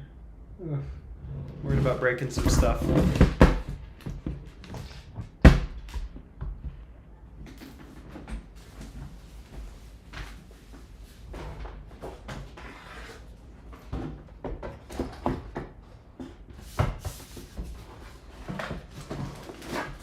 I basically had to toss my monitor off of this desk because I was in a hurry to get the live stream going. So hopefully that didn't break anything.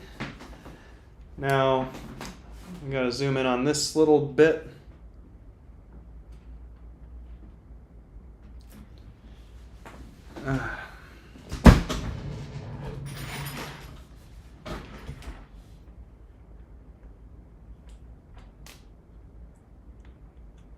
So we got one spacer on. Get the pulley in there.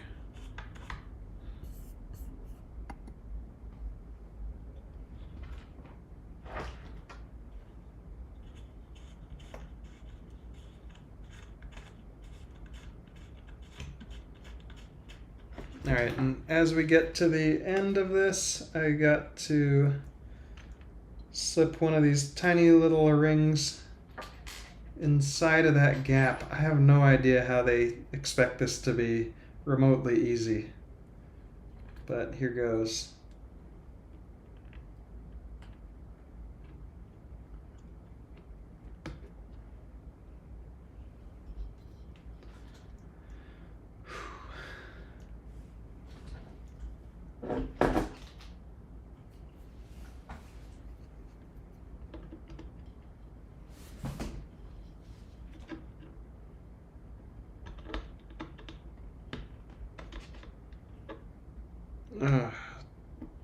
Jeez.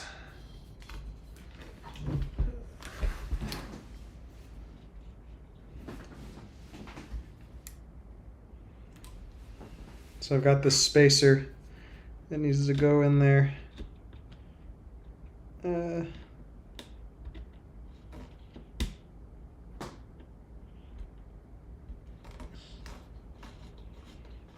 I think I've got it. Whew. All right. That's nice.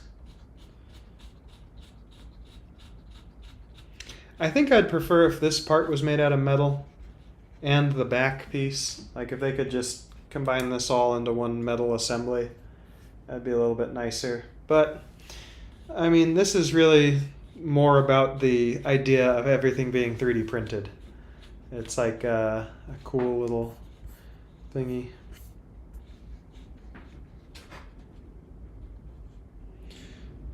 All right, and then last bit. I'm thinking I need one of those locking washers. Yeah, M5 nylon locking hex nut. Okay.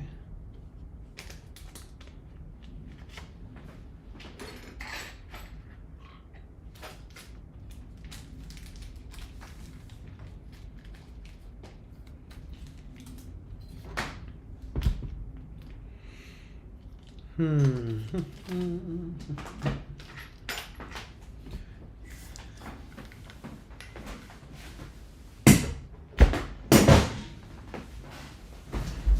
right, here we go. Locking hex nut M5. Let's do it.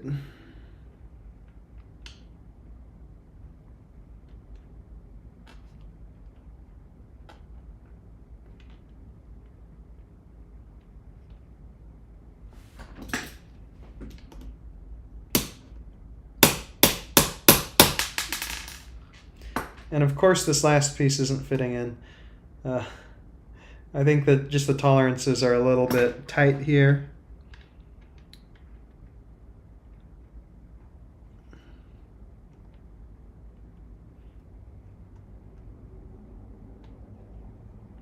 Personally, I prefer brass, like threaded inserts that you melt into the part, because these are a little finicky.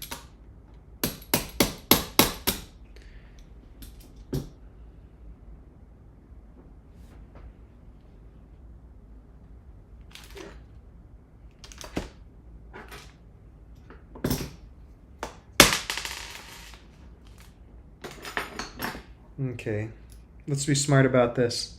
So if I hold this in position, like so,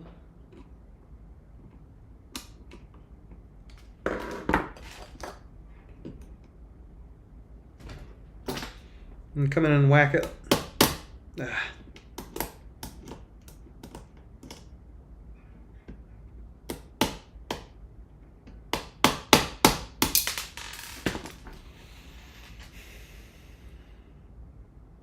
All right, just breathe. We can do this. Just got to be smarter than the lock washer.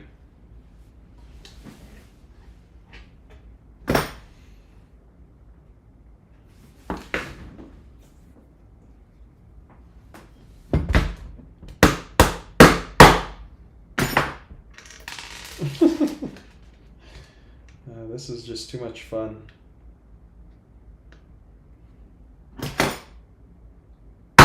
There we go. Bingo.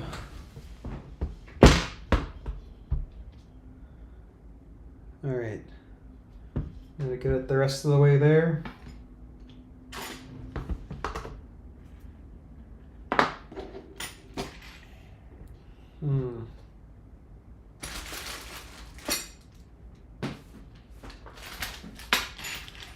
I'm so looking forward to being done with this for a little while.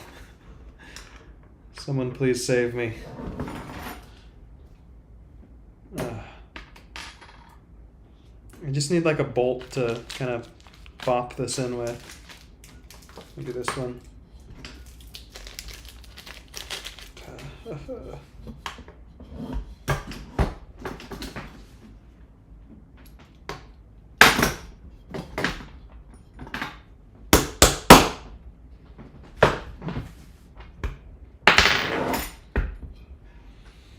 All right, and time to just tighten this up. We'll call it a day. Oh. Here we go. No.